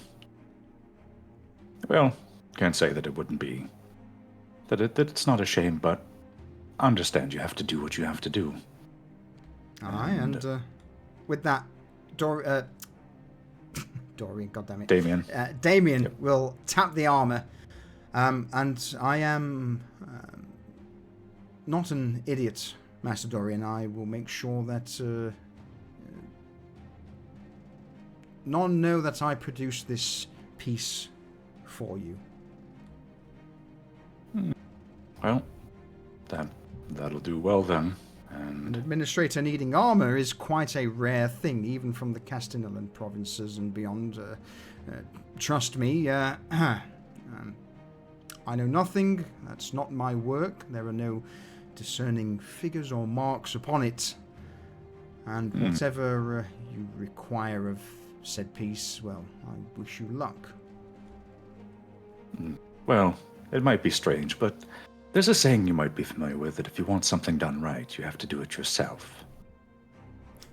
Damien will flash you a big grin as he hoists his blacksmith hammer over his shoulder and just nods in return. Well, Master Damien, I will bid you well, and who knows, mayhap through your trade, Kartov, and he'll look around at all the houses that are not in the best of repair. Yep. Maybe this place will see new life again. I hope so. Though, with you staying at the Folly, Master Dorian, if you see Dwen, would you please let her know that the next delivery of nails is ready for collection? I believe she's been looking for them for about a week or so now. I know she frequents the establishment. You can't miss a 6 foot or so orc woman, Oh, well yes. built. I believe I did see her. She was looking for the shipment of nails underneath the tankard.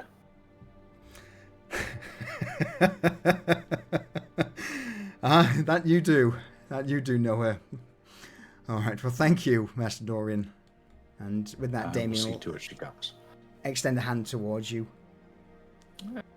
He's going to shake his hand and just give him a nod, and He'll go back the way he came. He's not going to swing out. He's not going to go like in the loop that he would have once, just because he doesn't like going out towards the area that was scoured. I wonder why. Yeah. But he'll head back, and he's going to go back to the room he has in the folly, and he'll take the paperwork and set it up, Okay. and start reading through everything. And that's where he'll open the sealed scroll. Just quickly, what are you carrying back? Is it half plates you've got? It is half plate, a bludgeoning instrument, and I believe a shield as well. No, it's not the shield, but I still have the old shield. Yeah. Well, it's not what used to be the shield's now more of a buckler, I would imagine. Yeah, it's less of like a tower shield for him, but it gets the job done, so he still has that. Excellent.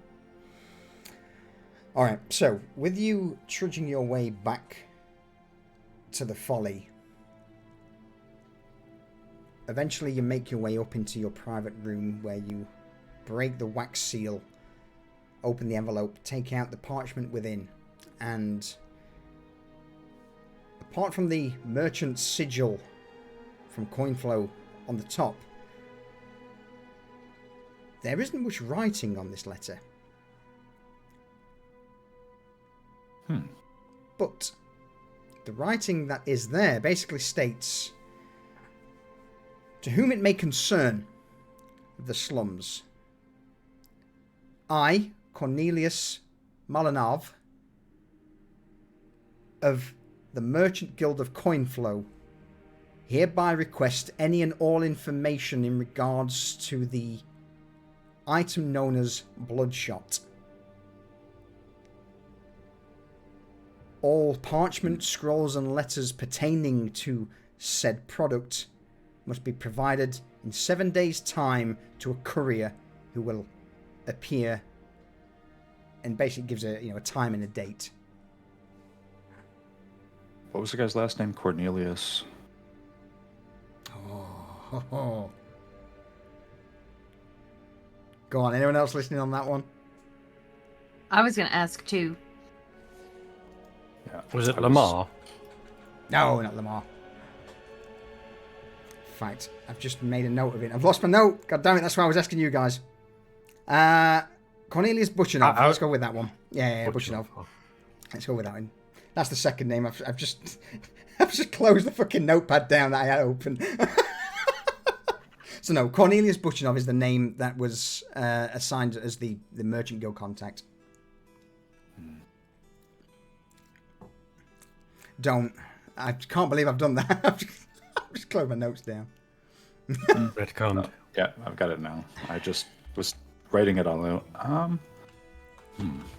He's going to look it over, make sure that there's no like postscript or anything, and he'll roll it back up and put that in his pocket. All the other documents are kind of like paltry, so he's not worried too much about that. And he'll make a note of like who's complaining, and he'll go see them at some point. But he's going to just try to go and find Garrett. He's going to assume he's probably in the Thorn Room. And so he'll go down and through the kitchen like he's going to go out of the building and then cut towards the Undercroft. Sure. With this scroll in hand. All right. As you make your way through the corridor of the Undercroft, for the moment, because annoyingly I haven't got the Undercroft thing set up, I will just give us a picture of the pit. And Alright. he's going to rap on Garrett's door. Enter. And as the vines recede and the door is able to actually be open proper, he'll step inside, and he's going to hold the scroll aloft in front of him. Just seems that you've gotten someone's attention, Garrett. Friends over at the Merchant Guild? might be sensing a bit of competition they can't handle. What have I done this time? Well, your Bloodshot project has caught their attention, and they're demanding all information about it be turned over in 7 days' time to them. I don't know who they mean this to be addressing, who they think they can demand things from, but it seems that they are probably jealous of the coin your product is bringing in. Yes, it has been selling rather well. Well, I'm sure that doesn't bother Asmund or anyone else with the road that much at all. Yeah. I suggest you tell them the truth that the vast majority of the people of the outer slums cannot afford such a thing. A pity. We just don't have any information that would help them at all, but I thought perhaps you should know they might be pressing other people for it, and from one loose-lipped noble or aristocrat, merchant, etc., comes the name of a supplier, and so on and so forth. So, your folks with the road may wish to know. Yes, I will inform them next time I meet with them. Love what you've done with the place. And he's looking just at what was once the size of a room is now just this like cavern that's overgrown with plants and mushrooms and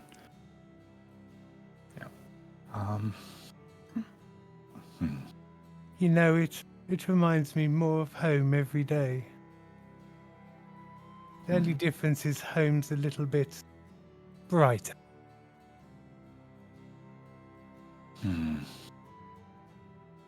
I should expect so. Well. Oh, yes. I understand you're very busy. Did you get a chance to look into those documents? Procuring, let's say. You know, And I make some sounds in Druidic. A vine begins to approach. And I ask for the roll of documents that Elias is holding for me. You would see just above you, Desmond, that the various roots that comprise the ceiling begin to shift and contort, and eventually a single strand begins to descend from the ceiling with several rolls of parchment that hover a couple of inches away from you, Garrett. Thank you, Elias. And I could take them and unroll, look, nod at my own handiwork, and pass them to Desmond. no, that will do. I have no doubts as to their apparent authenticity, and I'll start doing what I can to make sure that things like this, and he holds up the scroll that he came with, do nothing to hinder or endanger anyone progress made. Just very quickly, Yeah. Garrett, can you roll me using your Tinker's tools, but basically, using your forgery kit, just to see how these things look, or if not so much how they look, how many attempts it took for them to come out as good as they are. Sorry, Foundry's just crashed for me. I'm just waiting for it to reload. So good. No worries at all. Okay, thank you. In fact, it'll give me a chance Forgery to have kit a or sip of Tinker's tools? I mean, if you've got forgery kit, we'll go for forgery kit.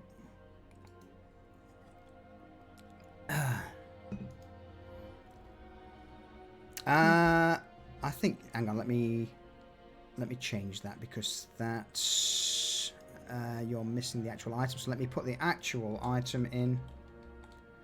Forgery kit. Let me edit. Yeah, it should be that. Yeah. I see what the issue is. Yeah, you're not proficient in it, annoyingly. I should be, because I'm a Absolutely, yeah, you should. You charlatan should. background. Definitely should be.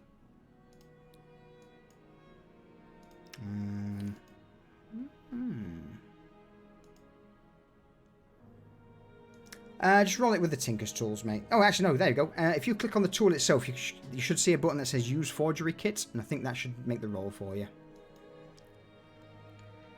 That's better. It hasn't given me proficiency though, but I'll take 19. We'll sort it later. Yeah. the issues of a new Foundry install. So yeah, with regards to the documents, I'm going to let you. Did it take you long to make? It took me a couple of nights of work to get them just right, because Garrett being a perfectionist and all. There's letters to and from Dorian from Thomas Vivek, being his favourite nephew after all. And What I'm gonna telling him how he's grooming him for the role of taking over from him one day. And Yeah. What I'm going to say is that Dorian, Garrett's provided you with more documentation than you initially expected. This is a treasure trove of forged documents, basically saying the old governor of Lower Streets, Thomas Verbeck, has chosen you to be his successor, and should anything happen to him, you would be the best suited individual for the role of governor of Lower Streets. Yep, that checks out. There should be that, and one of the documents is basically something for his esteemed father to sign if and when he should ever actually meet him, which would basically be like a will to contest anything that might be in place. Okay. And that'd be one of them. The rest of them are all just the communications and things that look like they're supposed to be from Thomas. And Absolutely. Very well. lifetime's worth of correspondence. That's why it took you several nights, Garrett. That was a hell of a lot of writing. Yeah, Garrett's just up with a bit of his own product, just dreaming up conversations. Very well. And Dorian will do what he always does, which is kind of like backstep out of the room because of Elias being there, and he doesn't want to. I don't know. There are things that just don't rub well with him, and he doesn't rub well with Correct. them, so he just. So that he's gonna go and he'll spend a couple hours poring over everything and make sure that things are sorted before going back out. So I think we're safe to move on to whoever's next. Well, next in line would be early in the morning. Vanya and Reza went out on an adventure. We did. Shall we pick back up where you guys left off? Sure, Vanya. So I'm guessing Vanya is leading the way and is in a bit of a rush to get there, and is kind of you would see like her walk isn't like her normal walk. She's just kind of being a little bit more aggressive with her steps as she's quickly making her way to the warehouse. Making Reza kind of have to have a hurried pace behind her. Vanya, I can't help but notice, because I'm assuming this is a very obvious departure from Vanya's usual happy self. Can't help but notice you seem extremely on edge this morning. Do you want to talk about it? I'm not on edge. Right, so you've just taken up power walking? Oh, is it noticeable? A little, yes. I'm gonna be honest. You know, because honesty is... Everybody should be honest, right? It's what we all strive for. Honesty breeds a better relationship among people, right? Would you say that we have a good relationship? You're stalling. Be honest, but not brutal, is what I always say. Mm-hmm. Some people are brutal. What's going on, Vanya? Well, you haven't filled my snacks. And I've been needing them. I handed you one this morning, and you crushed it. But it's gone, and I don't have another one, and I'm She been pulls a little another croissant stressed. out of the bag of holding. This one's a little stale. She's gonna take it and chew on it. Just to kind of calm her nerves. It's, as she's eating it. It's Dorian. Yes. What about him? Did you not hear everything that I had just said to Falco and Skarn? Yes, but I think I was there during that conversation last night, and I feel like there were two different conversations happening. What was it about what he said last night that made you think he was going to murder your sisters? Is that what you think? Yes. Yeah. Oh, he definitely threatened them. You know, building trust takes years. Breaking it takes seconds. Right. So, don't think he was threatening your sisters. He was talking about bending one's will, fire. He's hurt. He's touched some of my sisters. I think that was an accident. It But didn't also, sound like it. he was rather inebriated last night. I don't think he has a lot of experience handling his alcohol. I think what might be helpful, Vanya, and here she takes Vanya by the hand that's not holding the croissant, and kind of holds it between both of her hands as they're walking, in part to slow her down. I think that you and Dorian should sit down and have a conversation together and just get over this, because it's very important that we all trust each other. You know, remember how, when you broke my trust and we all sat down together and worked it out, and now I trust you again like a sister? I broke your trust.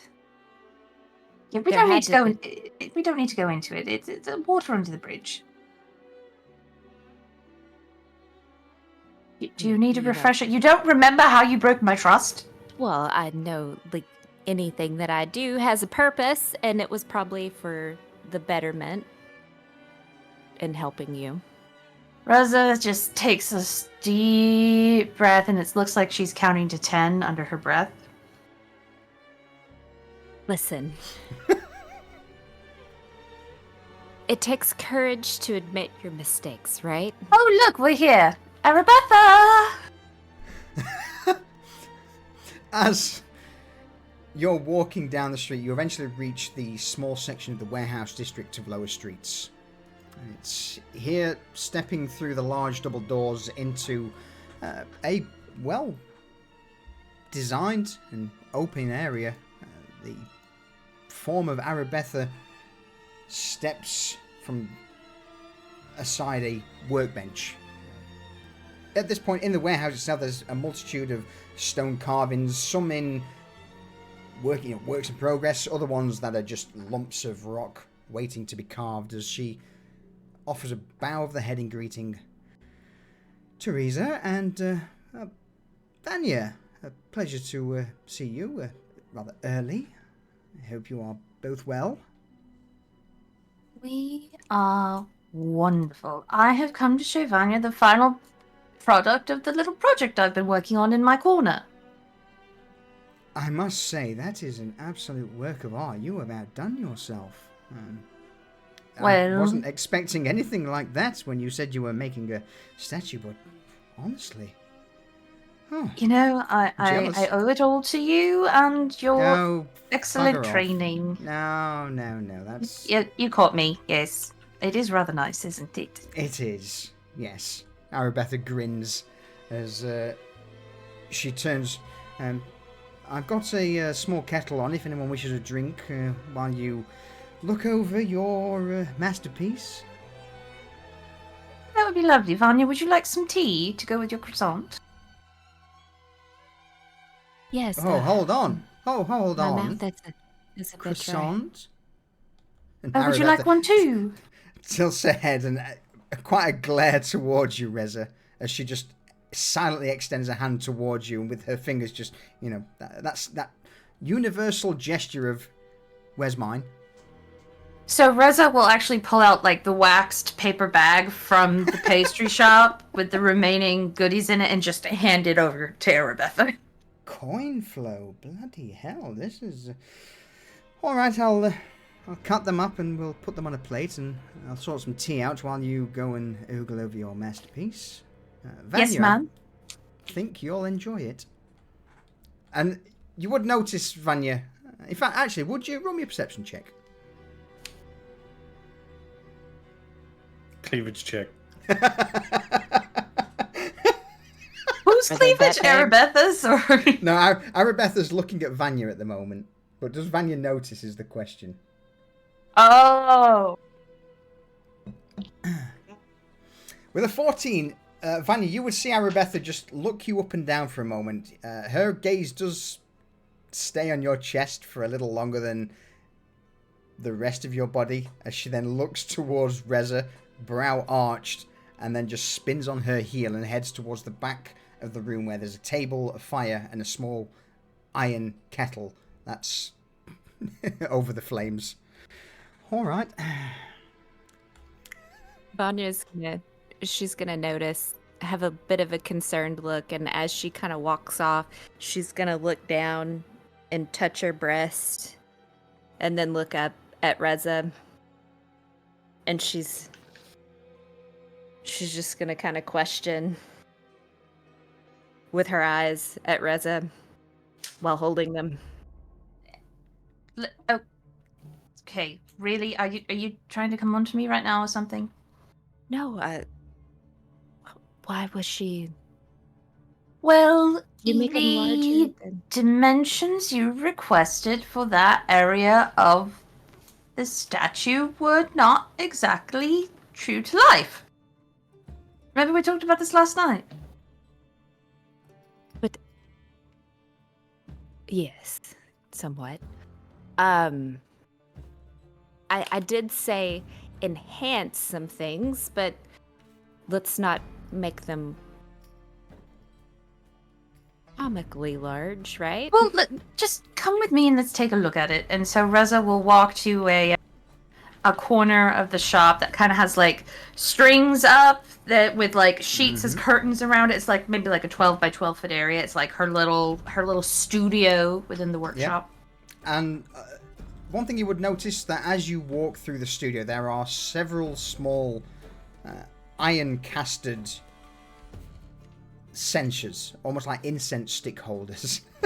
And out of every single one, this is one thing that will certainly become apparent as you walk through the warehouse, that there's not just one or two, they are everywhere. And the smell of burnt wood and... In fact, you know what? Let's go with sandalwood. I was thinking the exact same thing. Yeah, the smell of sandalwood just is everywhere. Almost overpoweringly strong in this stone workshop. And just for a brief moment, as you make your way from one incense holder to the other, there's a brief overlap where there's not much scent, apart from what can only be described as an acidically stinging piss smell. Now, granted, you would both know this is more than likely from the tannery next door. But as you power through with a brief moment and hit once again with the sandalwood incense, you approach the curtained off corner of the room.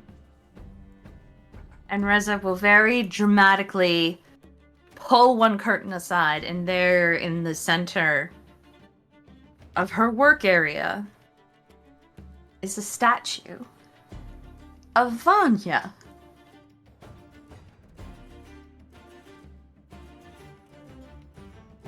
What does she see? Would you like me to take the reins on describing it? Abso-fucking-lutely. Mm-hmm. Okay, so This is your statue.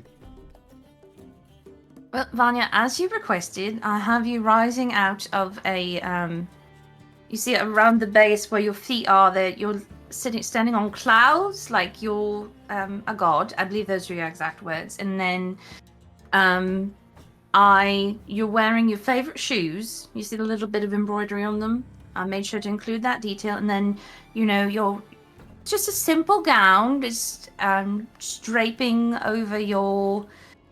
Well, I guess I did make the hips a little bit wider than yours, but it's fine. And then, the simple bodice, and then your hands sort of like outstretched and somewhat like an embrace. And then, you've got... Warmth, come to me. Yes. And then the smile. I'm particularly proud of the smile. And the smile on the face is just like this creepily wide, bright smile, like teeth parted, like just like it's supposed to be an expression of pure joy, but it comes off as super creepy. One could almost say, so for those who aren't familiar with the Sisterhood,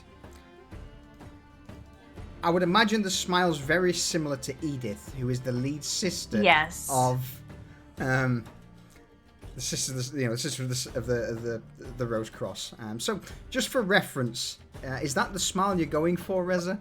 Yes, that's it exactly. So we have Vanya with an unnaturally wide grin on the statue. And then Reza has deliberately skipped over the bust area, but each breast is about the size of Reza's head. Boobalicious, if you will. What do you think? Does it meet your expectations? Oh, Reza. And she goes and she starts just like caressing the statue. This is the feeling of joy. True joy. Oh, will it last forever? Absolutely forever. Yes. This is... Oh, they're gonna feel it when they walk into the room. They're gonna know it. It's gonna reach out and embrace them. Yes. Yes, exactly. That's the feeling I wanted to evoke when people saw it. They're not that big. I'm sorry, what? Those. And she points at him. That'll do. I mean, it doesn't take away too much from the rest of the statue. I think they're rather tasteful. And they're proportional too. I worked really hard on that part. They were much larger when I started. And they're smooth. I would imagine that a certain image would probably flash across your mind, Vanya, of Cypher when he took over your body. Uh-huh. Reza might have had a posing Model He might have this. enlisted Cypher to model for her. I love it. So, Cypher and his changeling abilities has been your model. Is that what we're saying, Reza? Creepy smile and everything. Yeah.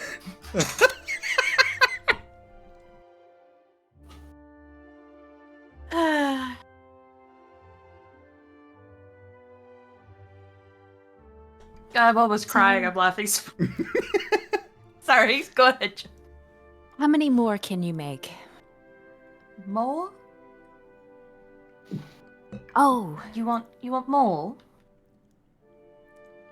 well, before Dorian went on his tangent, he did have a good idea about the statue.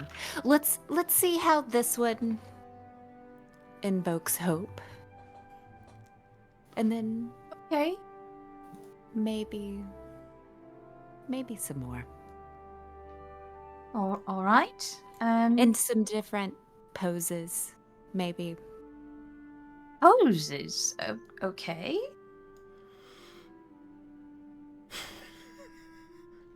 Well, make sure you talk to Cypher about the kind of poses you want, because he did serve as my model. You know, after the initial sketching. Oh, okay, I'm gonna have Well, to. You were very busy, so I didn't want to bother you. I mean, I would have said for you. He just read a book while he was sitting here looking like you, so it was very convenient. And I wanted to surprise you. No, you did. I love it. It's a masterpiece. But yes, I will get some time with him, and I will take him through some poses. Hefty healer. Oh God, Rayborn. Garrett's gonna change her name.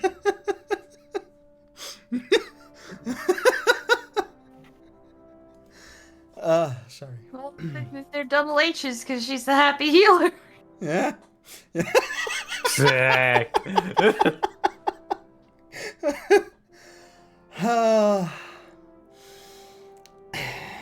It's at this moment where you would both see a small porcelain cup appear from your shoulders as Arabetha just hovers the two drinks close by. Quite the work of art, is it not? It's breathtaking. I'm not surprised with the... And Arabetha would just nod towards the chest area. Hefty. Well, I'm certain it may take a few to lift it and take it where it needs to go, but I feel like it's pretty true to what I want. It looks exactly like you, Vanya. Exactly. Down to every inch. And at this, Arabetha just turns her back to you and heads towards the kettle to pour herself a drink. Yes, well, the boys from next door should be getting word from Falco soon, so I'm sure they'll pop over and get it on a wheelbarrow for us and take it over. Oh, good.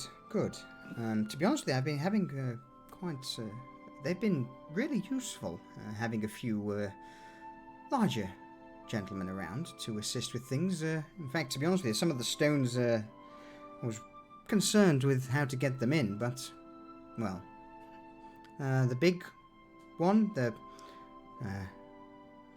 ragged-looking individual, well, he's certainly helped out a fair bit. And that all as well. I'm very glad to hear it. Very glad. Yeah. If it only... one thing, though, Teresa, if possible.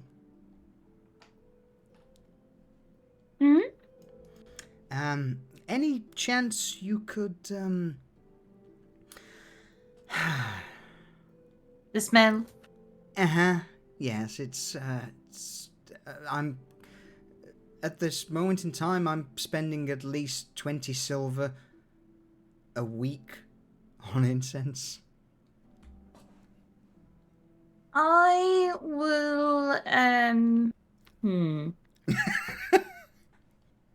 will get with Garrett and see if we can't work out a better ventilation system for them over there. He is a tactical genius. I'm He's sure he'll not have a an tactical idea. genius. Oh, you're talking about Garrett. Okay, no, I was thinking Yeah. of talking about Garnak, because he is no genius. He's no, a no, no, fucking no, rotten, foul-tempered, tiny little shit. You're right. No, Garnak. Yeah, well, yes, I know. That is a description for Garnak, yes. But I'm going to talk to Garrett. Oh, okay, good. Yes. Well, with regards to, and with the Arabetha will point towards several wooden storage shelves, like makeshift racking that has easily over 100 to 150 small carvings. Any chance, what are we wishing to do with these? Do you want me to hire someone to start pushing them on Market Row, or are we wanting to go a little further afield? Well, actually, I wanted to talk to you about that too. I am going to see about getting us a sale space in the coin flow. Coin flow? Yes. This Arabetha's interest immediately perks up. Her back straightens. She shudders for a moment, and putting her hands crossed on the palm of her lap, on her lap, she goes, "Tell me more." Well, we have a fantastic collection here to start with. And then I'm thinking of opening up a little shop where we can take commissions from people in the coin flow, and also run sort of a little consignment business. And sort of like an estate sales sort of thing. You know, people in coin flow have to die just like everybody else. That sounded a bit morbid. But anyway, and people who have lots of money when they die have lots of things usually, and something needs to happen to those things. And I would like to make money off of what happens to those things. Well, straight off the bat, perhaps. Now, here's an idea. Hear me out. And with I'm that, listening. Arabetha will stand from the table, make her way towards a couple of slimmed out stone pieces. Coin flow, adjacent to the Garden of the Dead, yes? Garden of the Dead, typically reserved for those with money, aristocracy, or, minor nobles, well-off merchant houses. Gravestones? Yes. Gravestones? Gravestones and urns. Yes. She just grins Yes. widely. You are a treasure, Arabetha. A treasure. And not only that, we off. Sorry, go on, Vanya. Did we just go from taking the dead's items to selling them, and now we're making headstones? Oh no, we still do the same. We still take their items. They're dead. They don't know anything. But at the same time, perhaps. Yes. Yeah, and that Arabetha, just that thing where she sort of points towards you, Reza, points at herself, points back to you. Same brain cell. Mm-hmm. Yeah. Go on. Yep. What's Yes. the idea?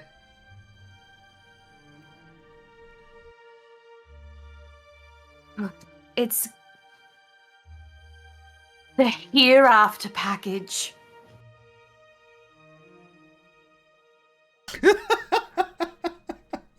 It's going to be brilliant. So that's Callie, above table, internet high five, spontaneous AF.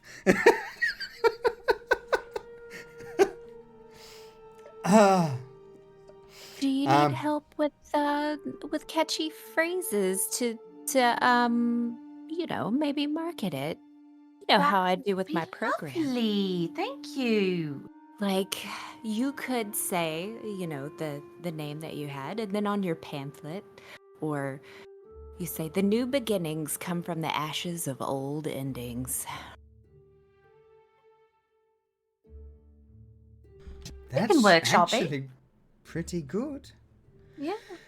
So, So- Vanya, here's how the business is going to work. Oh, on. sorry, No, Arabetha. were you No, gonna say Arabetha, her hands just, immediately shoot up with that expression of go for it, go. And I imagine we're having this conversation while we're waiting for the guys to come and get the statue. Right, so what's going to happen is if somebody important in Coinflow passes away, we will go to their estate or whomever's managing it and offer our services to help dispose of all their earthly goods. Right? So we'll set up a sale within their home and then we take a percentage of what is sold.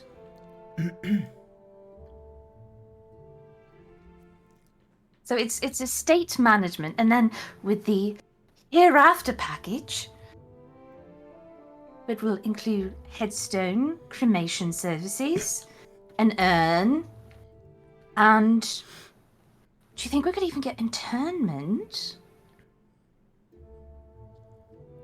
Horribly expensive because it'll be all custom.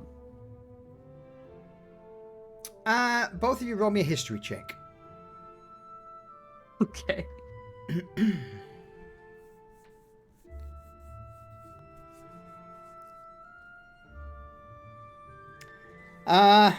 So, good news. You both know. Bad news.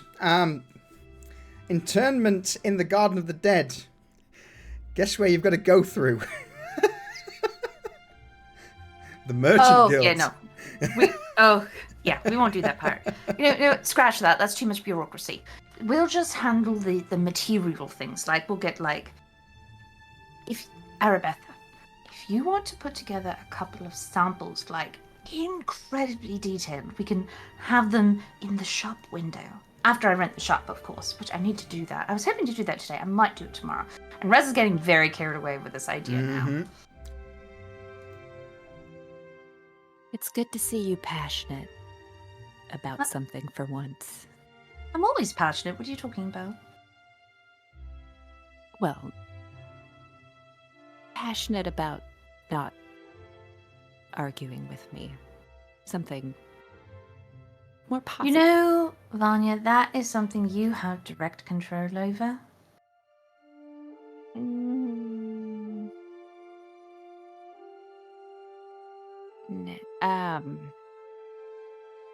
No. Yes. You start a lot of it. Let's put a pin in this conversation. For when we're home. Oh, I need to go see Celine. Well, it's at that moment the door just bursts open. You see a pointy hat and the stench of tanning liquid, let's put it that way, it doesn't sound as horrific, wafts into the warehouse as you hear the screeching, scratchy voice of Garnak. Who said that you were using my boys? No! Yeah, Garrett. No! You fuck! Oh, Garrett says I'm using them. Get over it, Garnak. They're not here. I got them on a job at the minute doing something. Can you wait about an hour? You can have them in an hour. I'm not waiting another hour, Reza. I have to get my sisterhood prepared. Fine. Do you at least have a cart we could use, Garnak?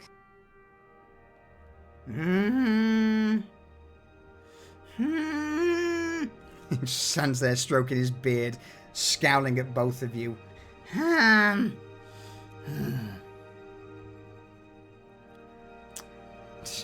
Roll me a persuasion check, Reza. Oh, Lord. Fucking gnomes.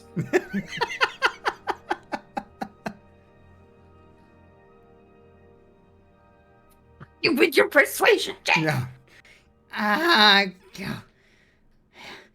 Well, yes, as long as Yes, fine. I have one over there that look, I'd get Rags and Shax to load it, but they cannot take it. No, I have other things that I need them to do. That's fine. It's just have them get it into a cart, and Vanya and I will get it over there. Fine. Rags! Shax! With that, the gnome begins to waddle out of the doorway. And you just hear Arabetha just almost screaming behind him. Garnak, close the bloody door! You see him just huff, slam the door closed. And from outside of the warehouse, you begin to hear the high-pitched squawk of Garnak, followed by acknowledgements from Rags and Shax, and then eventually the trudging of feet as they step into the warehouse and begin to move the statue out of the stoneworking area. Carefully, may I add. Reza wrapped it in like burlap and sheets and stuff to protect it. You've got... you know what, fuck it. Rags is holding the shoulders. No, he's not. It's flipped. The easiest way to transport this statue is... As Shax gets the base and begins to tilt it forward, Rags extends his hands and grabs the Vanya statue by the bosom. And over the span of the next 5 minutes, they carefully carry it out and put it into the cart outside.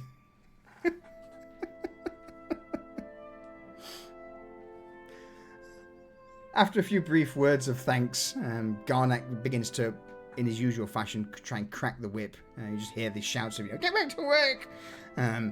We've got things to do! Before leaving you all. And Arabetha looks, rolls her eyes. That gnome is an interesting neighbour, I will say. Yes, at least he's very good at what he does. Yes, well, he's been banging on for the last week or so about some goods or something that they've been working on, but it's not my interest nor forte. I'm sure you'll get Garnek at the folly at some point, giving you all the spiel and what they've been done. But anyway, gravestones. Gravestones. I love it. Arabetha grins, takes her chisel in one hand and the small hammer in the other. Well, in that case, I'll get to work. Give me a day or two and, well, whatever those fuckers in Coinflow expect, we'll take that bar and raise it, Do you bring a tear to my eye? Alright, Reza, Vanya, what's the plan? It looks like we are each taking one of the cart handles and pushing Busty Vanya to her... Granted, I will say at this point, the warehouse district is... Garrett, back me up on this. I think we spoke about the fact that you own a lot more of the buildings there. So a lot of the workers and labourers around the warehouse area would also be under your employ. You've kind of got Garnak, who runs the tanning. Below him, you have Shax and Rags, and then below them, there's a multitude of labourers. So you would, in your position, if you don't want to haul it yourself, you could be like, right, Garnak, since we can't take the people directly under you, fuck you, we'll take everyone else.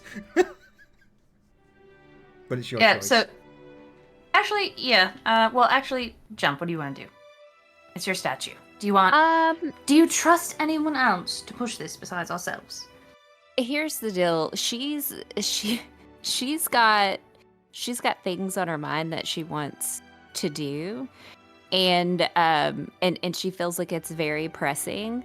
So at this point, like if we could get others to do it, that she would be all for that, because she needs to not waste any more time.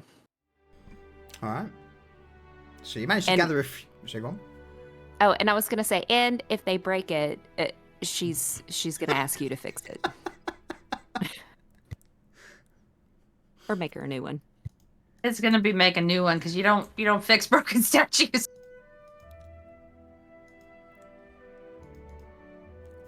All right. So we conscript 2 or 10 people off the street that we know work for us, and send them on their way to the Sisterhood.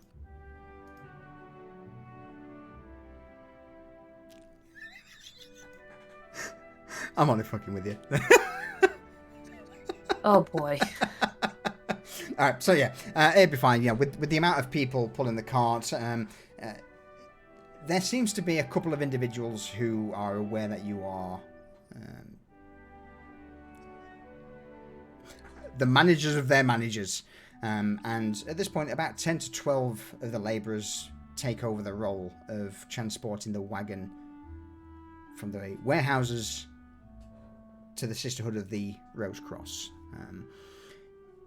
A couple of the thugs in the vicinity who keep the peace in the warehouse district also, well, not district, sorry, but in the warehouse area, also escort them just on the off chance there is any issue. So at this point, there's easily about 18 or so people escorting the statue down the road, and you get the impression you get the impression it's going to be fine. But for Garnak, annoying little gnome that he is, I feel sorry for the people who work under him. He is a monster.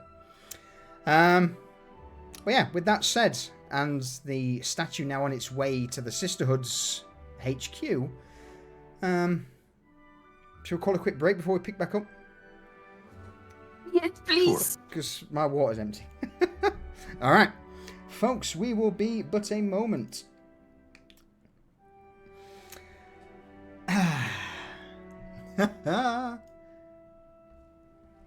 Organic RP, don't you love it? We now got a tombstone business as well. Huzzah! Be right back.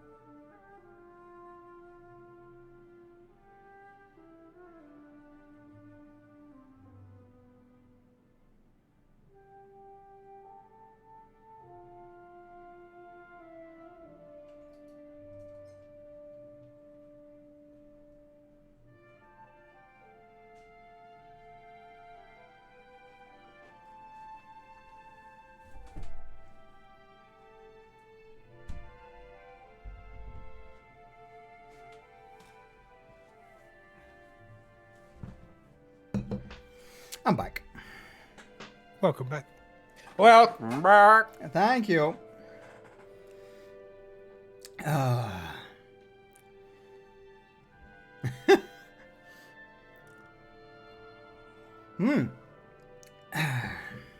Oh, that may have seemed mundane, but oh, the DM brain, the spark of inspiration has kicked in.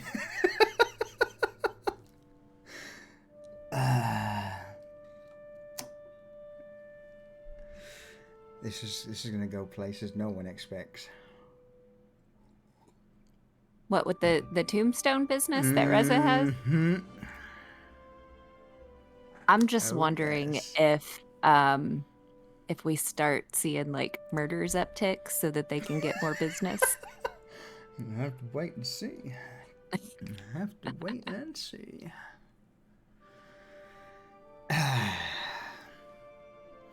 All right. Desmond, Garrett, Cypher, you guys still good with Reza and Vanya doing something, or is there anything you three wish to? Yeah. Yeah, Cypher? I'm good. Desmond.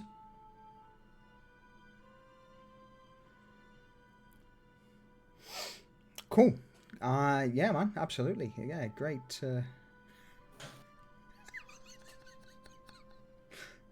Really? Oh shit. Okay, cool. Yeah. I never thought of that. Yeah. I saw him move. So good. I'm just trolling. All right. So, Vanya, what's the plan with your statue now having an escort of several guards and a bunch of laborers from the warehouses? Where are we going? She's gonna tell Reza if Reza wants to go. If not, she's just gonna depart Reza. But she's going to go find Salim. Salim is in the he's in Malmstown, far to the southwest in the archives that you gifted South to of him. the Scourge. South of the Scourge.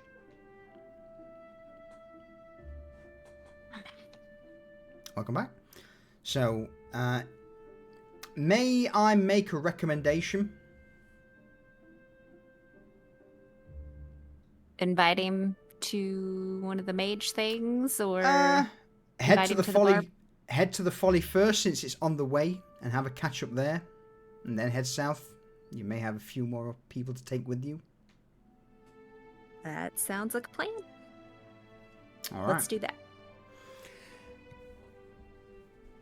So, it would take a little while for everyone to get together to move the statue. So, Reza, Vanya, you begin to depart the warehouses and head back in the direction of the Folly and the Sisterhood of the Silent Roads. Silent Roads? Rose Cross. As you get to the Folly and step through the doors, having made your way through lower streets, the multitude. In fact, to talk a little bit about lower streets, because again, we've not really spoke much about lower streets at this point. The atmosphere here is nowhere near as oppressive as it once was. The amount of beggars on the street has declined massively. There are only one or two, and for those that remain, you get the impression that they are there through choice. Not so much that they are beggars with nothing, but more likely they are members of some of the smaller gangs acting as informants. They seem to keep an eye out on the streets, see what's going on. You would also see that there are, a multitude of patrols of Sisters of the Rose Cross dotted around. All of them bringing in small linen bags of food and other necessities to people. The main roads themselves, as per the norm, are absolutely chock-a-block with wagons, merchants with large backpacks moving towards Market Road to sell their wares. Yes, the buildings are still dilapidated, leaky, broken down, but Lower Streets no longer has the oppressive atmosphere that it once did. Yes, there's still fights, there's still a lot of the gangs that are still operating in lower streets fight amongst themselves, but not to the detriment of the merchants and the people of the district. And this extends out towards Piker and Polter as well. With that said, though, on your way back to the Folly, as you step through the doors, here you would see Falco sat at the table along with Garrett, Desmond, and Cypher. Dorian. Oh, god damn it. Dorian, Desmond, and Cypher. No, Dorian, fucking Garrett, and Cypher. Holy shit. What the hell, man? I am so... Desmond's engraved in my brain. You know, from like 50 sessions of Desmond. It's difficult. Sorry, Mum. I don't care. So, Dorian, Cypher, Garrett, and Falco are stood around the central table near the fire, looking over a piece of parchment.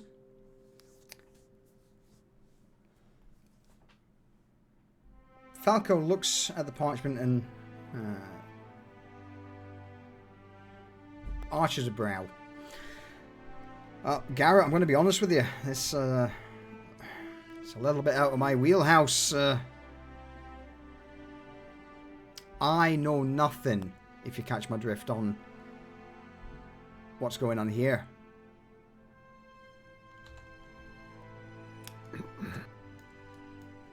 Yes, and the word of lower streets is no one here can afford such a mixture.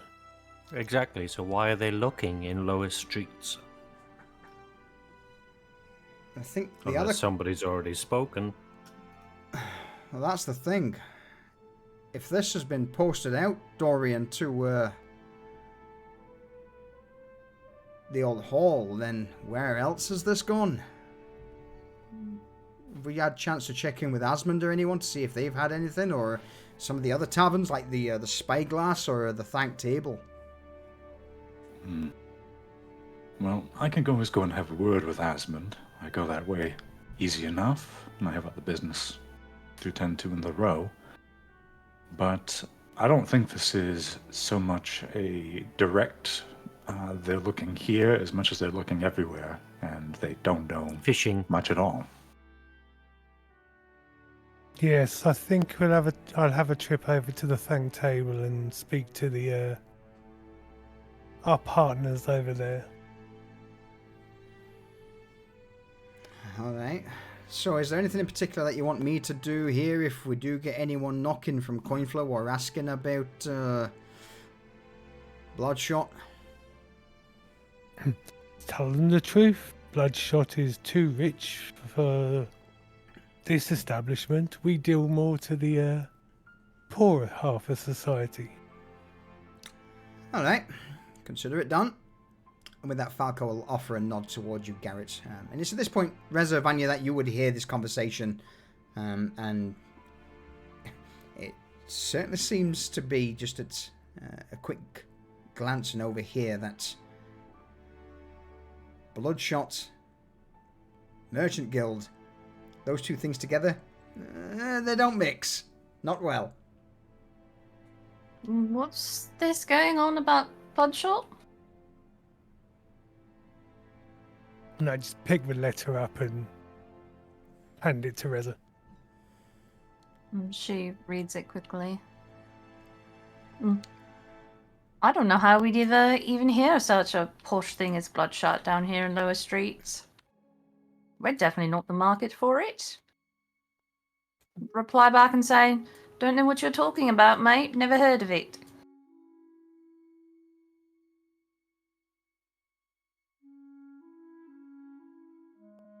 That's what I was thinking, but to do our due diligence, we ought to make contact with the other bars, the road.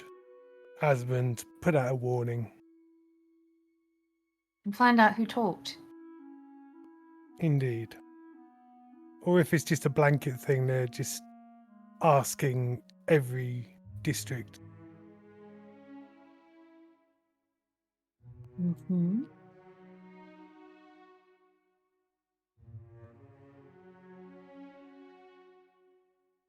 Well, that's fun. Is the cart following them, or did the cart go directly to the sisters? I would imagine the cart was directed directly to the sisters. Okay.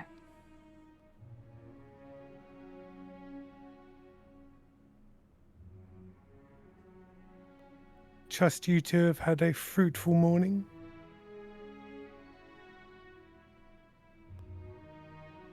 Oh, yes. I'm happy. Reza is just amazing, isn't she?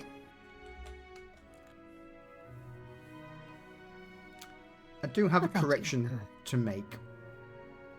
No, it's Sci- all right. It's all right. You sure? Okay. No, it's all right. Yeah. All right, never mind. I rescind my statement. Yeah, I've already spoke. So it's good. It's cool. It's cool. We're good.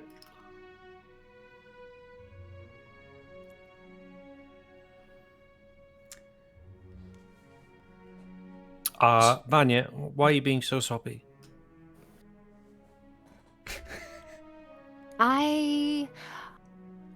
Oh, Cypher, you need to stop by the Sisterhood's headquarters and go look at the masterpiece that she did. And apparently you modeled my likeness for her. And we've got some things to work on because I think we could make more with some different poses. So we're going to need to eventually practice those poses. No, my back hurts after doing that. Never again. Wait, you lot willingly want to go to the fucking crazy house?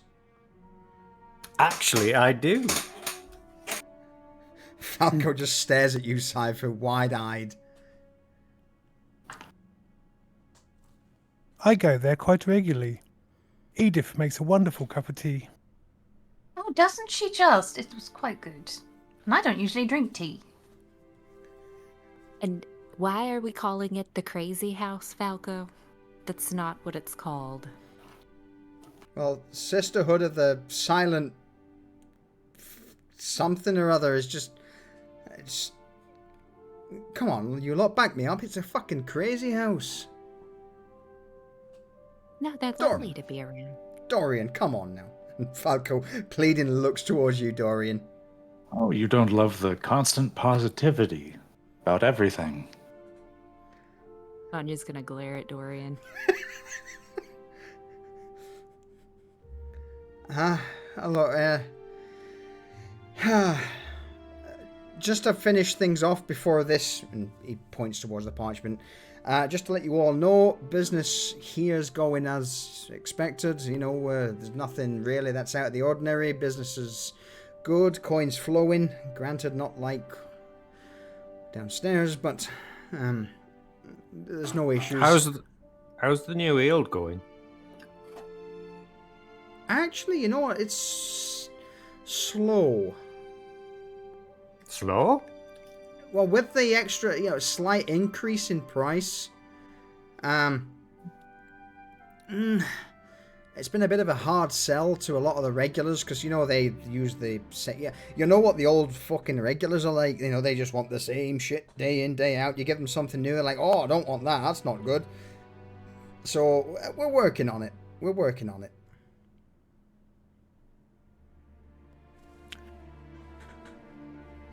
For a limited time, drop the price. Let people taste it. In fact, Say, that's give not it a week. Yeah, well, actually, that's not a bad shout because Francis said that he's got some, lamb stew that, so maybe if we sort of add the new ale to the lamb stew as like a meal fucking deal. You said lamb stew. I mean, that's, aye, yeah, I'm not sure where we got the fucking sheep from, but he said lamb stew. Not goat stew. Falco just shrugs. Goat, sheep, lamb, same damn thing, is it not? Sure.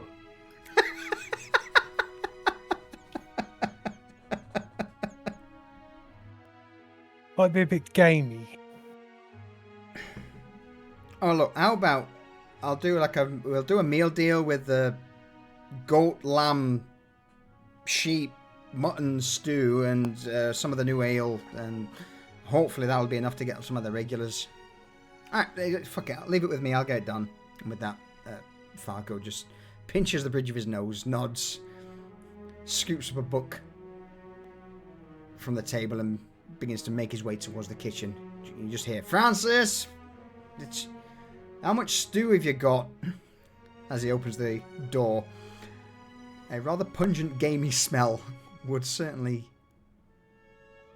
almost like a scent explosion just burst out. Yes, it's gamey, but meaty and herby at the same time. Well, at least the meat is going to be tender, given the pounding they took in the ring.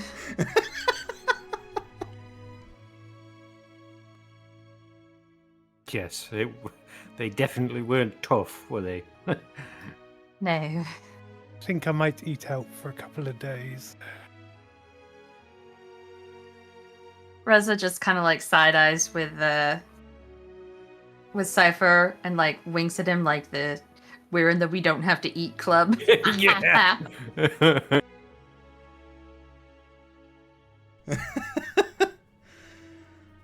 I think Garrett pulls a perfect apple out of his pouch, shines it on his shirt, and takes a big juicy bite. So, putting the Goatman stew aside, what's the plan for you lot now? Vanya's gonna pipe up. I need to go to Mom's town. If anybody wants to join me. But she avoids Dorian's gaze so that he knows that he's not invited. Wow. Okay. Yes. I need a refill and he dangles an empty bottle.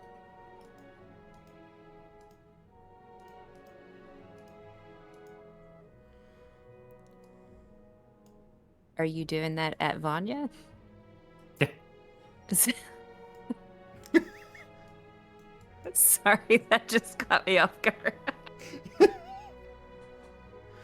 But she grabs the bottle and is like kind of confused. What? No, give me the bottle back.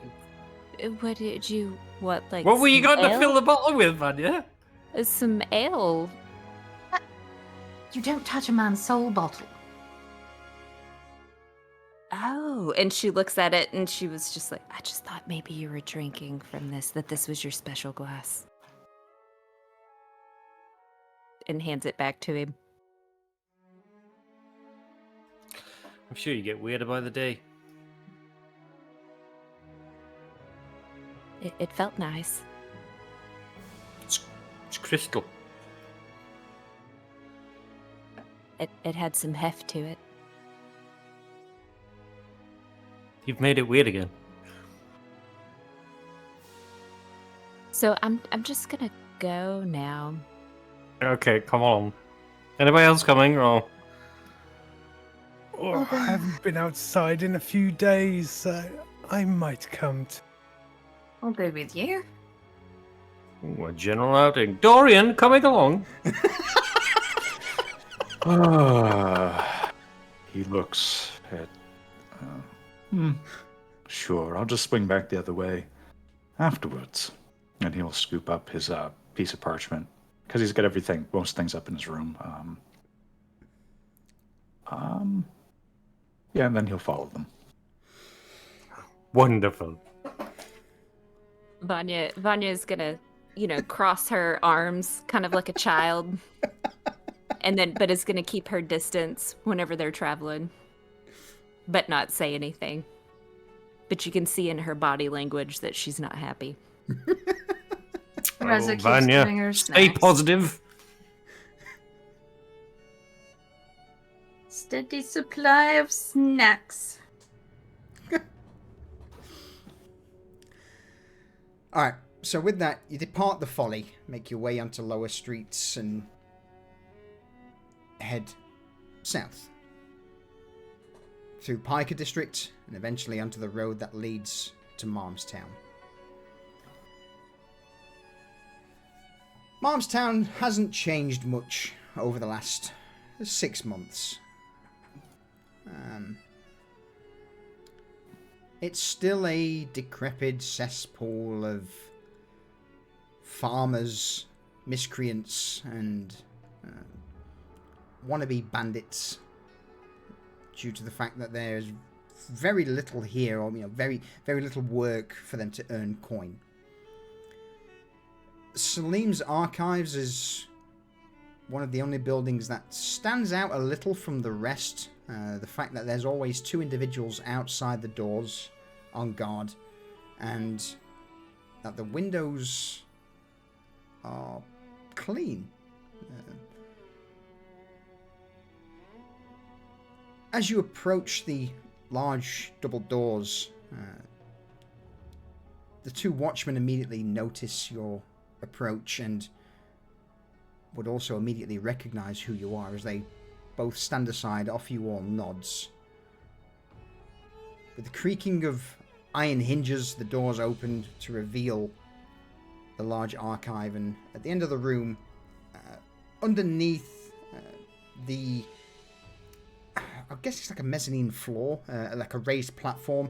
Before, there used to be bookshelves here, but since Salim's taken over the archives, part of the bookcase has been moved aside, a door's been created that leads into a small sanctum beneath the backdrop.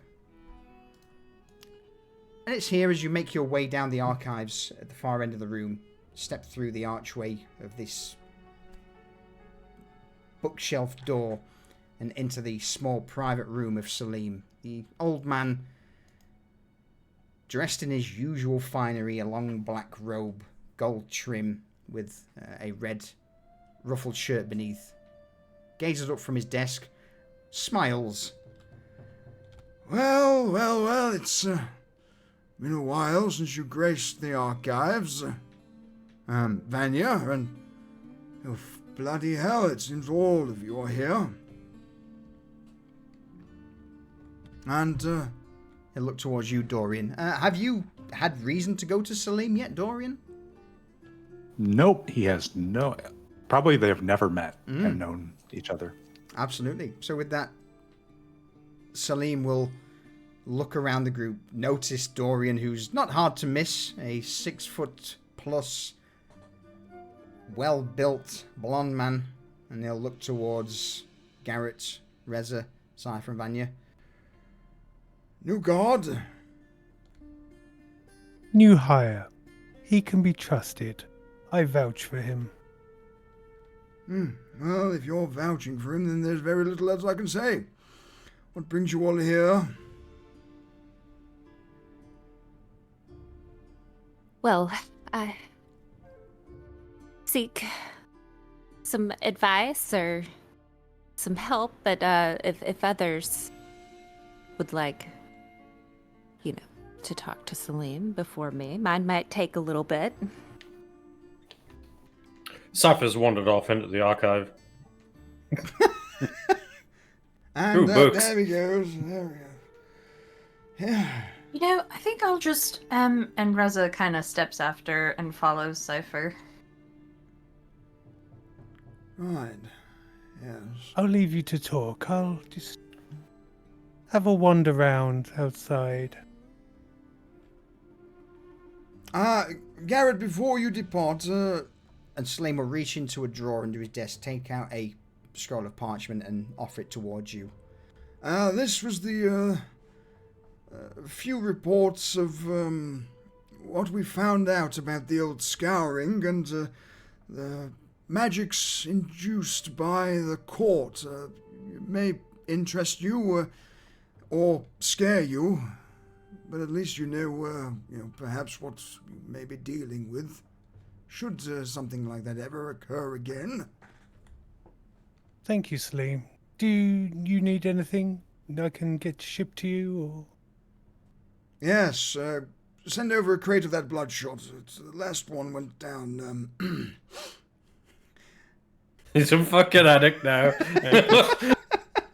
And I go in my pouch, well, my sort of bag, and I pull out a bottle of bloodshot, and I just put it on the table in front of him. He takes the bottle, swirls it around a few times, holds it up to one of the only blue crystal lantern on his desk. Nods in a satisfactory manner and then puts it into a drawer. Thank you. Appreciate it.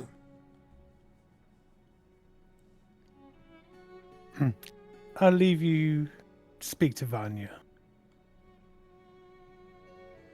Come sit, Salim. This may take us a few. Salim reaches back down, opens the drawer, takes the bloodshot out, uncorks the bottle, and pours a small amount into a glass on his desk. All right, of course. He motions over the desk to a leather chair. Sit. It's very rare for you to come to me for details. Normally it's the other way around. So, this could not wait until the next meeting, Vanya? No, I'm in a bit of a hurry. Yes, a hurry. Dorian, what are you doing whilst this is going on? Dorian is looking over the stonework and everything. In the scouring, did it do anything to the stone in here and outside? Like, obviously, a lot of the organic components would be gone. Yes, the archive was away from the scouring. The scouring itself happened about 300 or so feet away off to the outside the building. So the archive was a separate building compared to the Outcast's main base of operations. So yeah, everything that was in the Outcast base was disintegrated. The archive is like a separate storehouse just off to the side of the building that luckily escaped being vaporized. All right. So what he's going to do while they're talking is he's going to stalk around and just look for things that are interesting. Like, and, poke, prod, just basically, the last time he was anywhere here, it was from a much different perspective. So he's just looking things over. And in that case, if anyone wishes to garner anything or ask me any questions about what's happened to Salim and the archives in the last 6 months, roll an investigation check, and I'll come back to it later on. Okay. Yep. All right. So, sitting across the table from you, Vanya, Salim folds his hands together and rests his chin whilst looking over the table. So, this pickle of yours, what can I do? And she looks, because she can see Dorian, still stalking around. Yes, a rather large pickle. In fact, bear with me. Hold, before I say this. Oh, no. Bear with me. No, I'm not going to do it. Never mind. He's not got what I wanted to. But yeah, so with that, Salim will just nod. Right, large pickles. I'm not exactly a farmer, Vanya. I'm not really here to talk about pickles. And because she knows that he could potentially hear what she's saying, she's going to be very kind of broad in the things that she's saying. And she's going to lean over and she's going to touch Salim's hands and say, I feel it, Salim. Something is brewing. Something dark. And I believe it's up to us to stop it. but I fear I'm not prepared. No. However, I'm determined to overcome it, and that's why I'm here. We must prepare to shield hundreds, possibly even thousands in the future, and build courage and determination to truly keep them safe.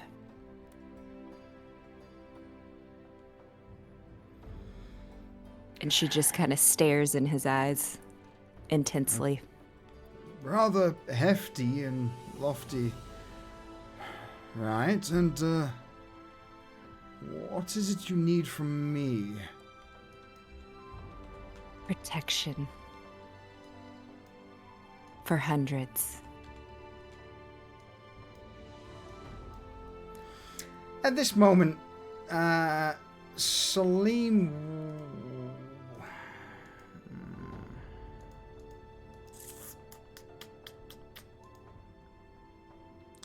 would... That's one thing I hate about the new D&D Beyond. Sorry, the new fucking Foundry thing.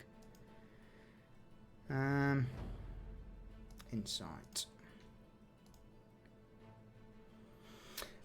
Holy shit.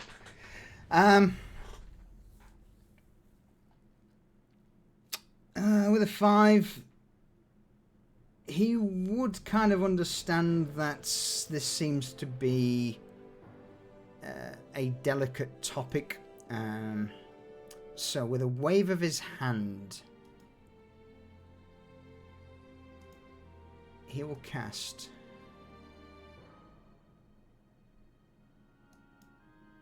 silence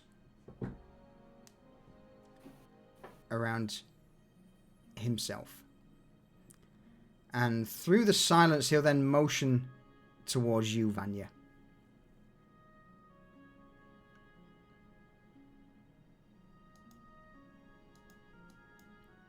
That's all he can do with an insight check of 5.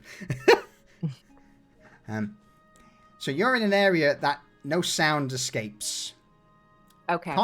Can't talk to each other. And Salim's just sat there across the table with her hand outstretched towards you as if waiting for something. So, she's gonna cast telepathic link on him. Okay. And in his head, ask him, what do you want in exchange for a protection spell? Protection spell. I mean, there is nothing here that can cast its net over that wide of an area, but I cannot shield potentially thousands of people. I don't have those magics available to me, but What about if we imbued something in a figure? Maybe like a stone heart. I know. I mean, if you're wanting enchantments and imbuing items with magic, then Jacqueline would certainly be the one to speak to, but if you're wishing... And with that, Salim will raise a finger to hold a moment as he looks at the archive behind him, begins to rummage through the shelves and takes a book that he plops down on the table. Rudimentary spell, shield. Perhaps we could... Granted, Vanya, this is quite a... If we're wishing to teach many people magic, ramifications for those above would be severe if we were found out. But we could perhaps teach people to shield themselves or defend themselves with rudimentary magics, a cantrip of sorts. And this book would have that. Would it also give me the option to envelop a building? Oh, hell no. That is way beyond my abilities. You would Hell, perhaps someone in the Sanguine Academy may have access to something of its ilk, but that is, being able to shield a building. Yeah, that's far beyond what I think any of us are capable of. Now, if we start teaching them magic, and they learn the foundation of that, could we teach them other things as well? They have aptitude for it, and the mindset, then yes, of course, but again, only basic magics. I mean, they're granted, why? Who are you? And at this point, Salim's leaning over the table, a suspicious expression on his face. Who are you thinking of teaching? And you Well, are aware that if this gets out that you are teaching tens, hundreds, the last thing we need in this city is another scouring.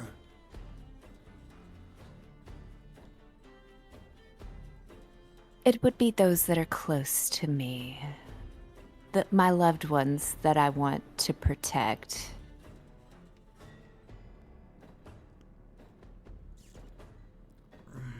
Roll me a persuasion check at disadvantage. You're playing on heartstrings for a man who doesn't care about family. Right.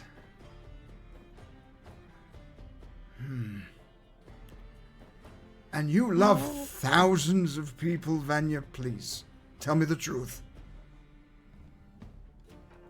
I love about 300. Maybe not thousands.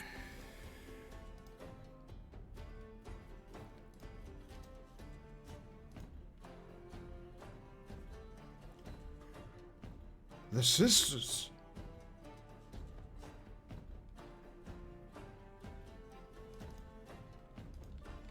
Is that a question?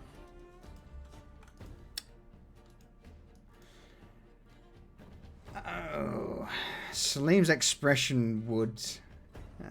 there would certainly be a hint of a question there. But he's also a man who keeps an ear to the ground. And... that many... the only other group in the area that he would be aware of that would have that many people would be the Sisterhood of the Rose Cross. So, half question, half already knowing the answer. He just scrutinizes you a little longer. Why? Do you She wish just to- nods her head, yes, yeah. The sisters. I mean...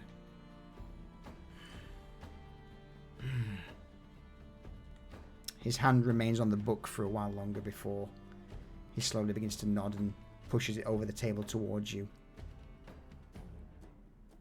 The telepathic link still in effect. I hope you know what you're doing with this, but I will of course ask something in return. Of course. What's your price? There is a talk amongst a few others. I wish for Jacqueline's shop in the coin flow. And her access to her archives there in the district.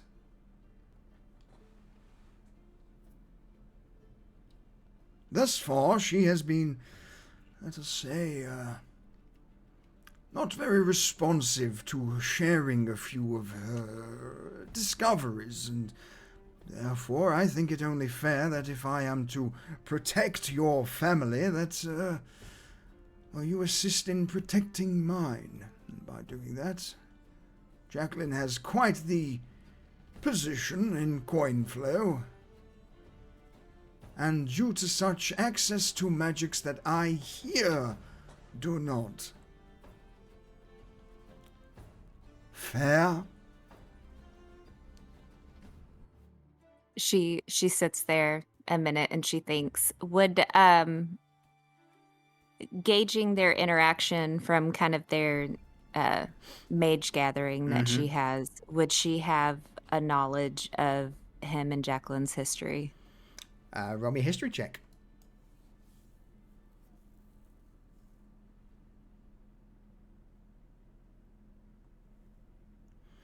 They certainly don't seem to get along. Jacqueline seems to have a bit more of a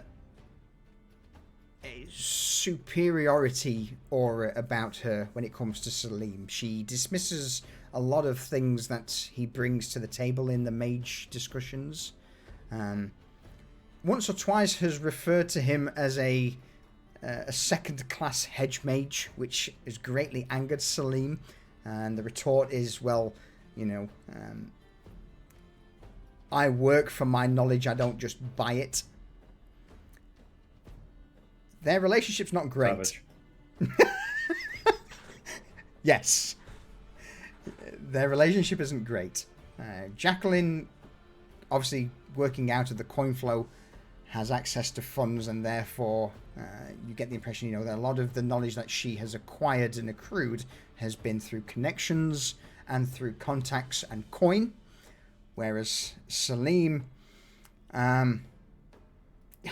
you could say, he's scraping the bottom of the barrel for whatever knowledge he can get his hands on.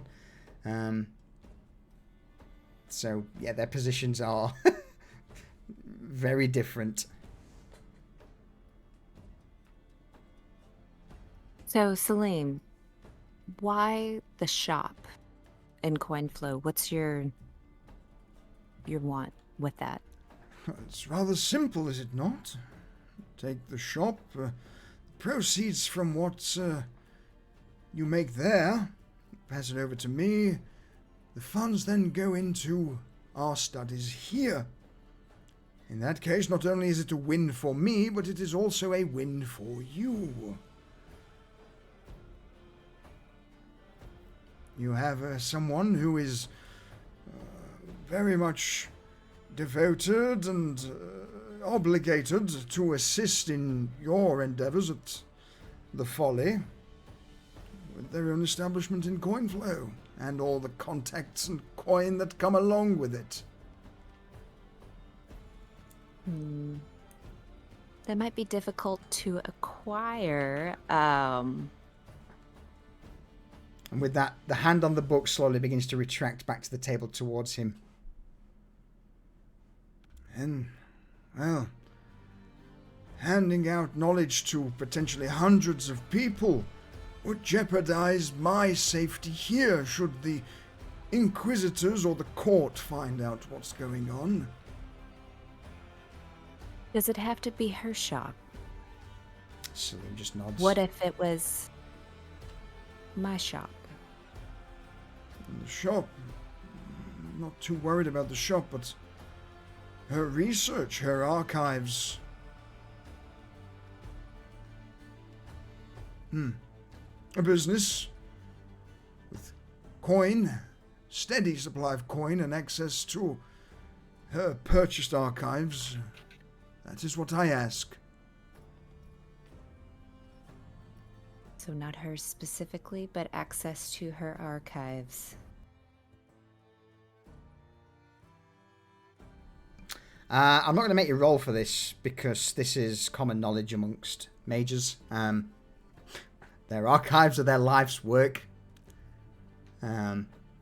It's the reason Salim rolled over when you guys breached his inner sanctum. You threaten any mage with, basically burning their life studies. You went to the coroner and said, I'm taking your your archive. The coroner would go mad. You go to Cypher and say you're taking his archive. Cypher, what would you do if someone came up, threatened to take your archive away? I'd make a terracotta alley and set it on you. That's what I'd do. Yeah. So that's something you certainly would know, Vanya, is that, a mage's archive, their storage of books and literature over their life is what makes them a mage. Now, Celine, in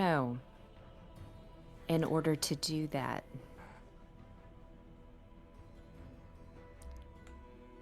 it's not good for Jacqueline.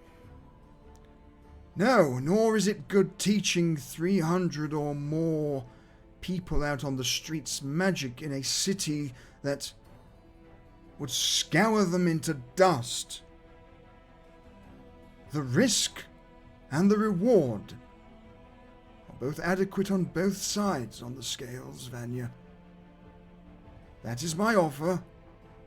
That is what I require.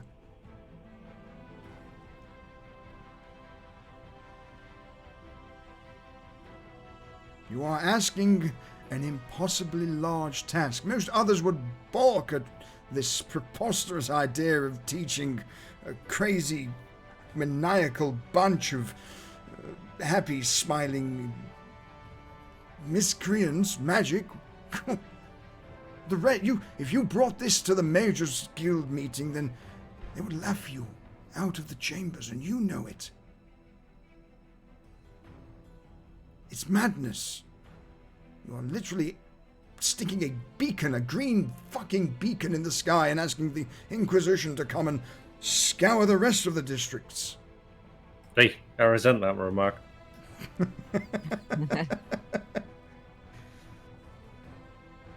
Have a think.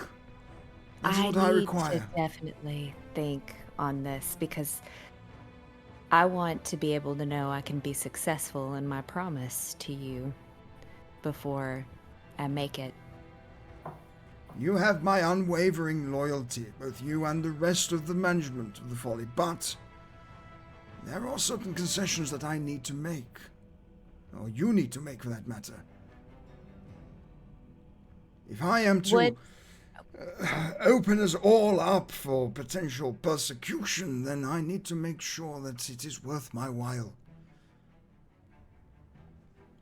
Would she... So could you tell me the relationship that she has with Jacqueline now that she's developed over the 6 months? I'm going to flip that question. What is your... Well, I would say, she's become quite close to both of them because they have really helped her, build up the whole mage group. Absolutely. Jacqueline is a solid... you have Salim as your left hand and Jacqueline is your right hand in the mage meetings. She certainly knows a lot of people. She has contacts outside of Coinflow to a multitude of other groups, and that was what originally allowed you to get this meeting together. Yes, she's more aloof and sprightly than the old grumpy Salim. But yeah, those two are like oil and water. So she's going to, consider his offer. But she also, since she's close with Jacqueline, wants to see what Jacqueline has to offer as well. Of course. And so she's going to say, thank you for your time. I will definitely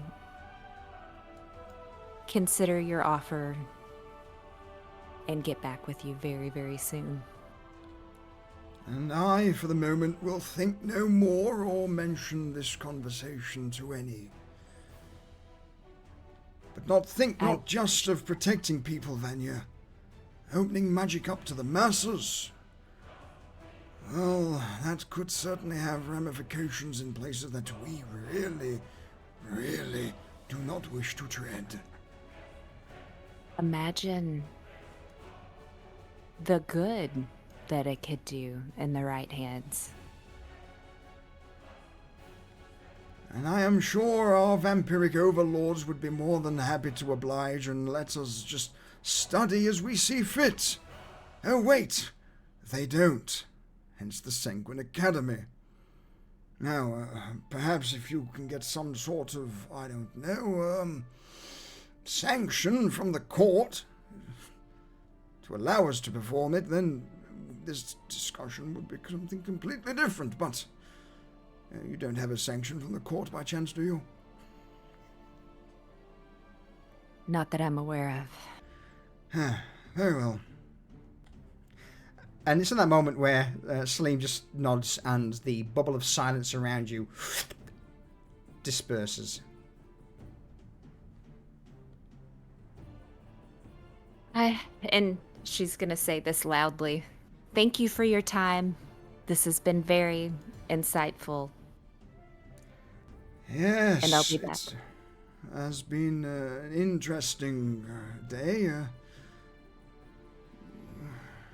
Good luck. I pray you make the right choice. Oh, I'm sure I will.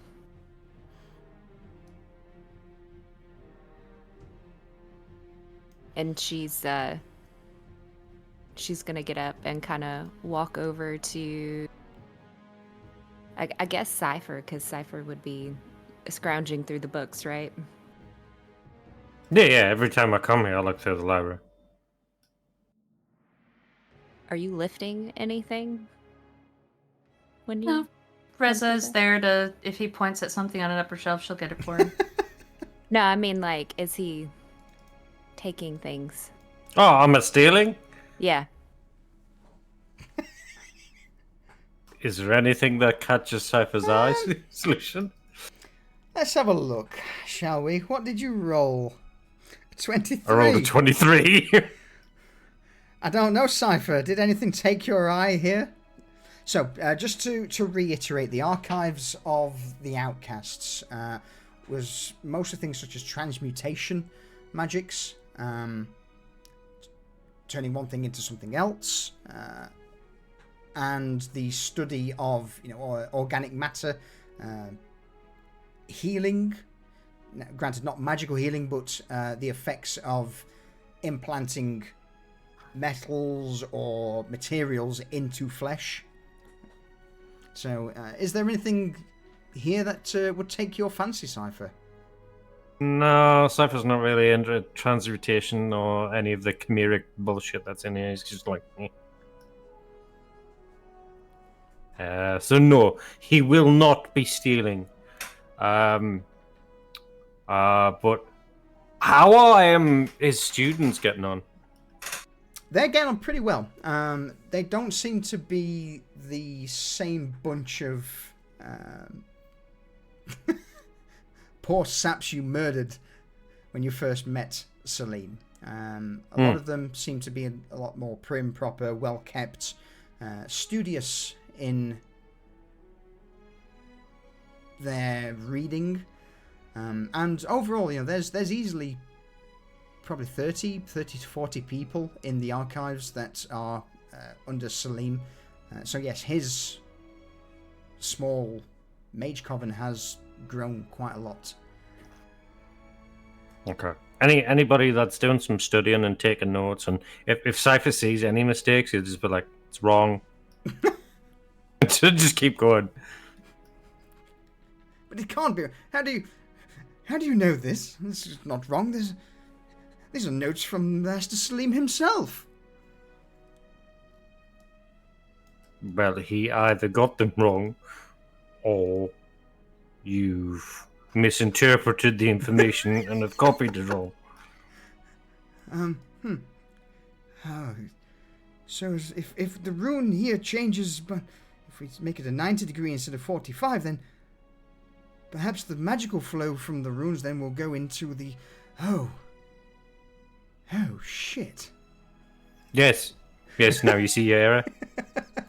Symbiosis is spelled with a Y, not an I. That's Reza's contribution. She's just following Cypher. Thank you. Yeah, Trolling. Dorian, Garrett, Reza, you only get one thing, but Cypher, is anything else you wish to garner from here with that ridiculous roll? Nah. Are they still focusing on transmutation magic, are they?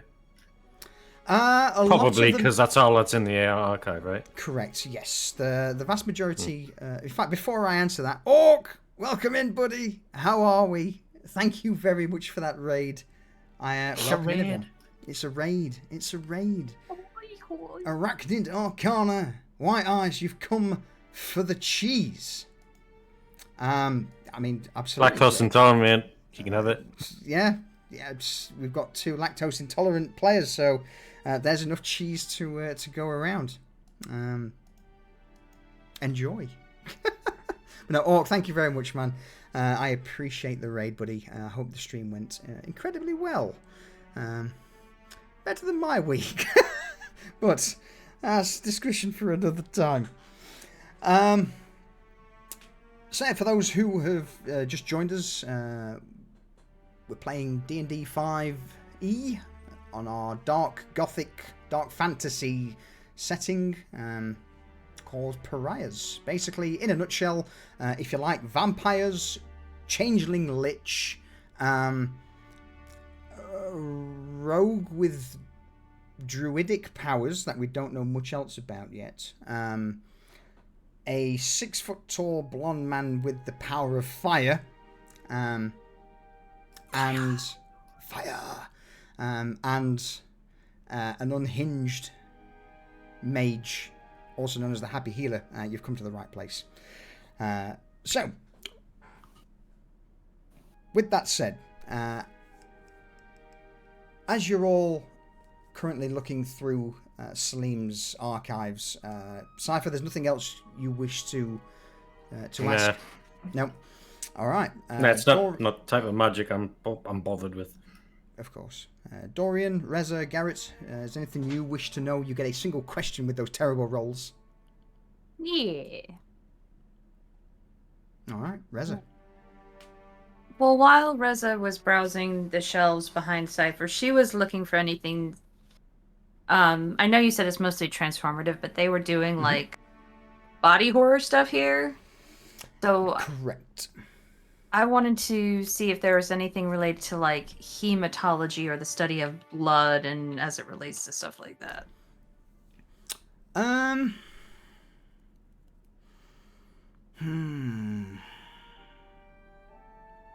With an 8. No. There would be a few books on the scientific side of... But not the magical?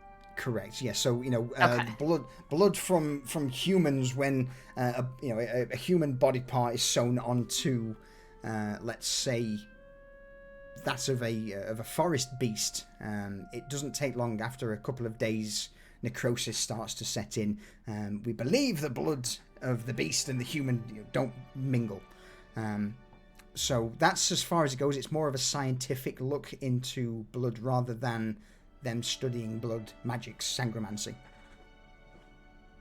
So she would have flipped through that book briefly and been like, idiots, and tossed it back up to the shelf. Yeah. Who sews an arm on a wolf? Garrett, anything you wish to inquire about the archives while you're here? Well, I'm not in the archives. I'm outside. You are outside, correct. In that case, is there anything you wish to know about the surrounding area? Yep. I've wandered over to the edge of the scourge. Yep. And I'm looking to see if anything's growing. No. On the scorched earth. If the earth's dead there now. It is, absolutely. Yeah. I mean, for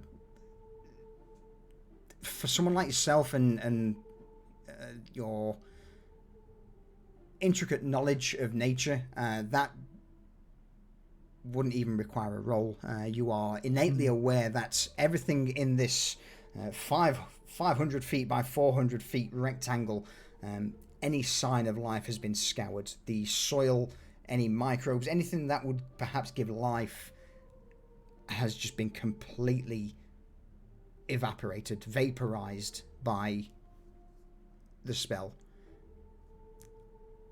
The earth has been salted, pretty much. Yep, that's what I thought. And Garrett's just going to give a little sort of shudder. Ugh, and go and find the rest of the group. All right. Dorian. Dorian's just looking around for anything that might catch his interest, which it's probably not going to happen. But he's just looking at pictures for the most part and poking around, occupying himself. So, no questions. No, I mean, again, with it being an archive of information and magics and stuff, there, with the 3, I'll say that there is one thing that would catch your eye, and that would just be a book of some of the previous houses of Novostoya that ruled over the districts.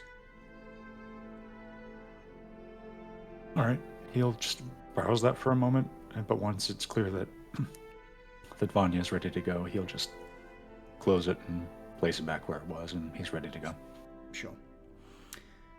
All right, Vanya, as the trendsetter, it's on you. She's as she gets up, she's just gonna motion for everybody to let him know that like she's done, and starts heading towards the door.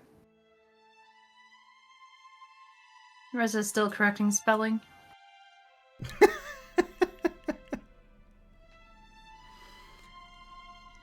Leviosa, not Leviosa.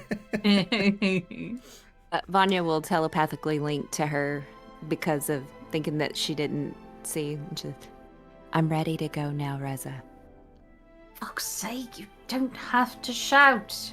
Okay. It's I before E. No, never mind. You'll be fine. Now, Reza. I'm ready to go now. This means, okay. God, I before the thank you. Except after C. After the what?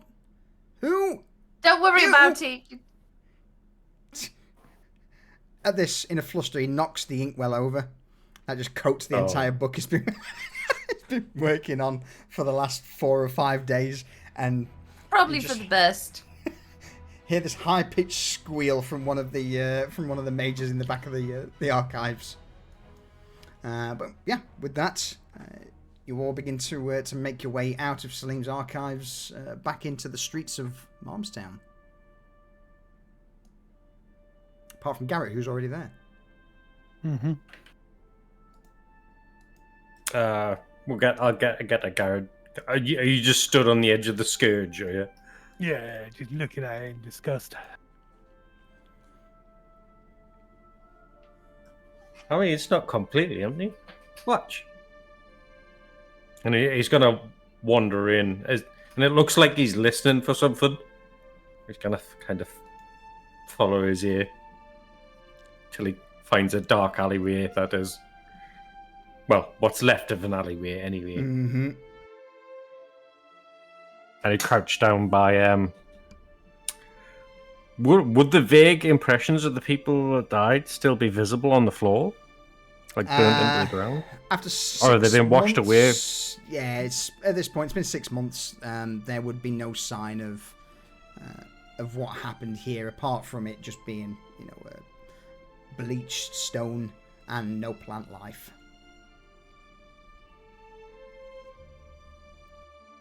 Well, he'll just put his hand on the floor, and you'll hear him whisper into the air, and then you'll see a bunch of shadows, like, just come wandering. Yeah. The remains of the people that used to live here, and he'll just coax one into his bottle. Like, that'll do. Oh. And there's like a teeny tiny little shadow person stood in the bottle. Yeah. For a brief moment, there is this slightly greenish, bluish hued flicker as you pop the cork back onto the bottle, signaling that there is some sort of magics in play on this bottle, as this spectral shadow-like figure just stands in the bottom of this small vial.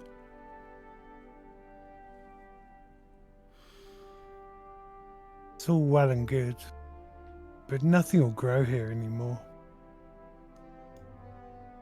It's like they've killed the earth itself. How deep do you think it went?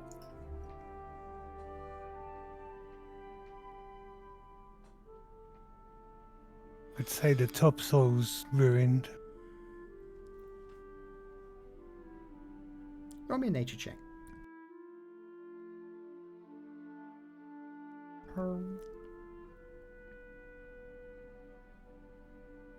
Are there any, while he's doing that, any like buildings here that had a basement where it's like you could walk down into the basement still? Yeah, there would be a few of the buildings, but again, it's been 6 months since the scouring, so the houses that were previously scoured have now been taken over by squatters and others who have seen empty buildings and been like, oh shit, we've got here fresh building. Yeah, it's ours now. So unless you wish to barge into someone's new abode, Like people have moved into the cellars? yeah, people have moved into the buildings all around from the ones that were scoured. Okay. Granted, I would imagine that a few of the people sat outside of these scoured houses would be a familiar sight to you, Reza, as those who were either in poverty in Malmstown or who were on the outskirts of the forest. So it's absolutely squatters' rights. You know, they've heard along the grapevine of some buildings being unoccupied, and they've moved themselves from the forest and the outskirts of Malmstown into these buildings. Thank you. But it has been 6 months. Roll me a perception check. Me? Yeah. See if I can beat Garrett's nature check. No! No. No, you cannot. No, Nope. you cannot. As for the state of the soil, Garrett, for a brief moment you drop to a knee, begin to fertile through the dust and the soil, and after a foot or two, whilst you may not dig that deep, but you can feel that there are signs of plant life about 2 or 3 feet down. And that it's fresh and growing up from deeper down. So, granted, give it another 6 months to a year.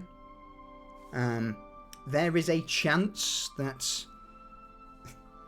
something may try and grow through the scorched barren earth, but whether it survives, who knows? Who knows how the court and their magics work? Especially at that tier of sacrificing people. Yeah, it could be horrible.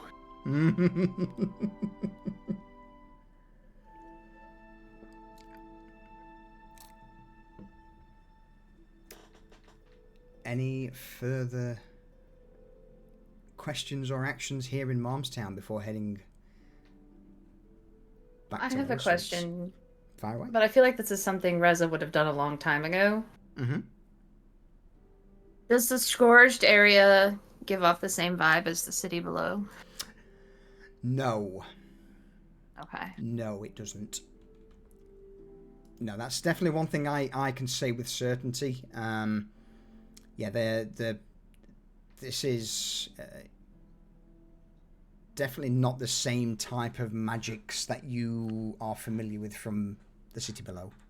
Okay, cool. That's it. Thank you. Cool, that'd be terrifying. Mm-hmm. Garrett? Come, let's get away from this horrid place. And Garrett dusts off his hands, Okay. even if the dust could infect him.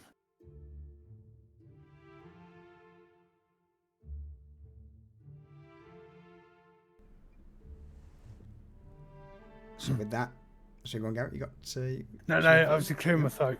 Okay. So with that then, the group begin to make their departure from Armstown, heading north, back in the direction of Lower Streets. Now, obviously, heading back to Lower Streets, there is indeed a building that you all must pass to get to the Baron's Folly. And that is... Vanya. What does the Sisterhood's building look like now after 6 months? The outskirts, or at least the exterior of it. Well, it's hustling and bustling because of, I mean, they've gained such a following, and so you're constantly seeing people coming in and out of the door, and it's just more like, the more money that it makes, the more that she's trying to make it just kind of warm and inviting, and like signs that say, come on in, we want to be your friend.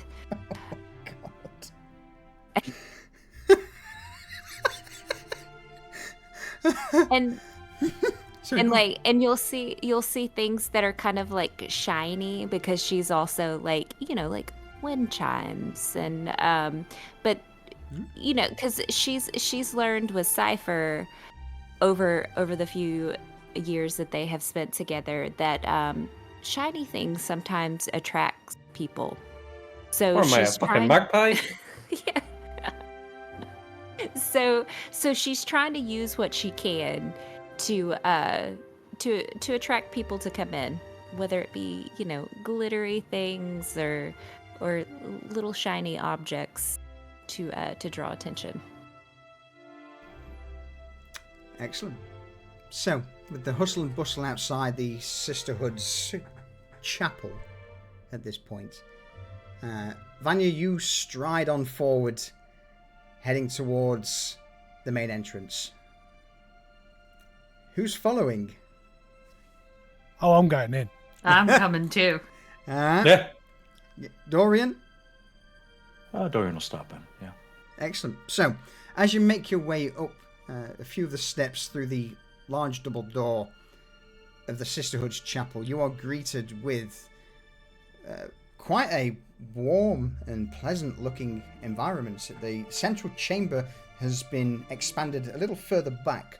A multitude of tables now line both sides with foods, drinks, and benches. At the far end, a large fire roars, and just in front of the fire, you see a couple of individuals, labourers, just writing the statue of Vanya in the centre, currently being presided over by a rather happy looking individual, Edith. And it's there we will call today's session. Find out what happens. Fucking We'll find out. Yeah. Have we done 4 hours already? We've done 4 hours. Yep. We will find out what happens in the Sisterhood of the Rose Cross next week, as you all step into this brightly lit, a complete opposite of the dreary exterior in Novostoya. Good shit. It's fun. Very fun. Well, memes were had. Enjoy yourselves. Yeah, Steve I did. didn't realise we'd done 4 hours. Absolutely. Yeah, it flew by. Yeah, it did. Yeah, I was like, yeah, we're gonna go. Dorian's gotta get places. And... Yeah. Oh. Everyone has things that are going. We're back to that point where everyone has so much to do that we can hardly fit Like, and all of what one person wants to do into a session. It's good. I mean, absolutely, I'm on board. The seeds have been planted from my end. So as a DM, I got what I needed. Oh, yes, you have. Uh-huh. Oh, yes. Oh, I got what I wanted and more. It's going to be great. So, yeah. Any closing words? Goodbye, chat. Bye, chat. Bye, chat. And see you next time on Pariahs. All right, folks. Thank you, as always, for joining us. Yeah, episode 2. That went by a lot quicker than we thought. Yeah. I'm going to click on over to the end screen and we'll waffle a little bit. Orc Skull, my dude, thank you for that raid and that 9-month resub. 9 months. We've got a Twitch baby, my dude. We've got a Twitch baby right there. But yeah, appreciated as always. Lee, thank you for the 55-month resub. Appreciated. But yeah, I hope you enjoyed episode 2 of Pariahs Season 2. And hopefully you'll join us all next Sunday for more. But with that, I'll flick us over to the ending Ufamajig and we'll find someone to raid. Once again, thank you and yeah, ta-ta for now.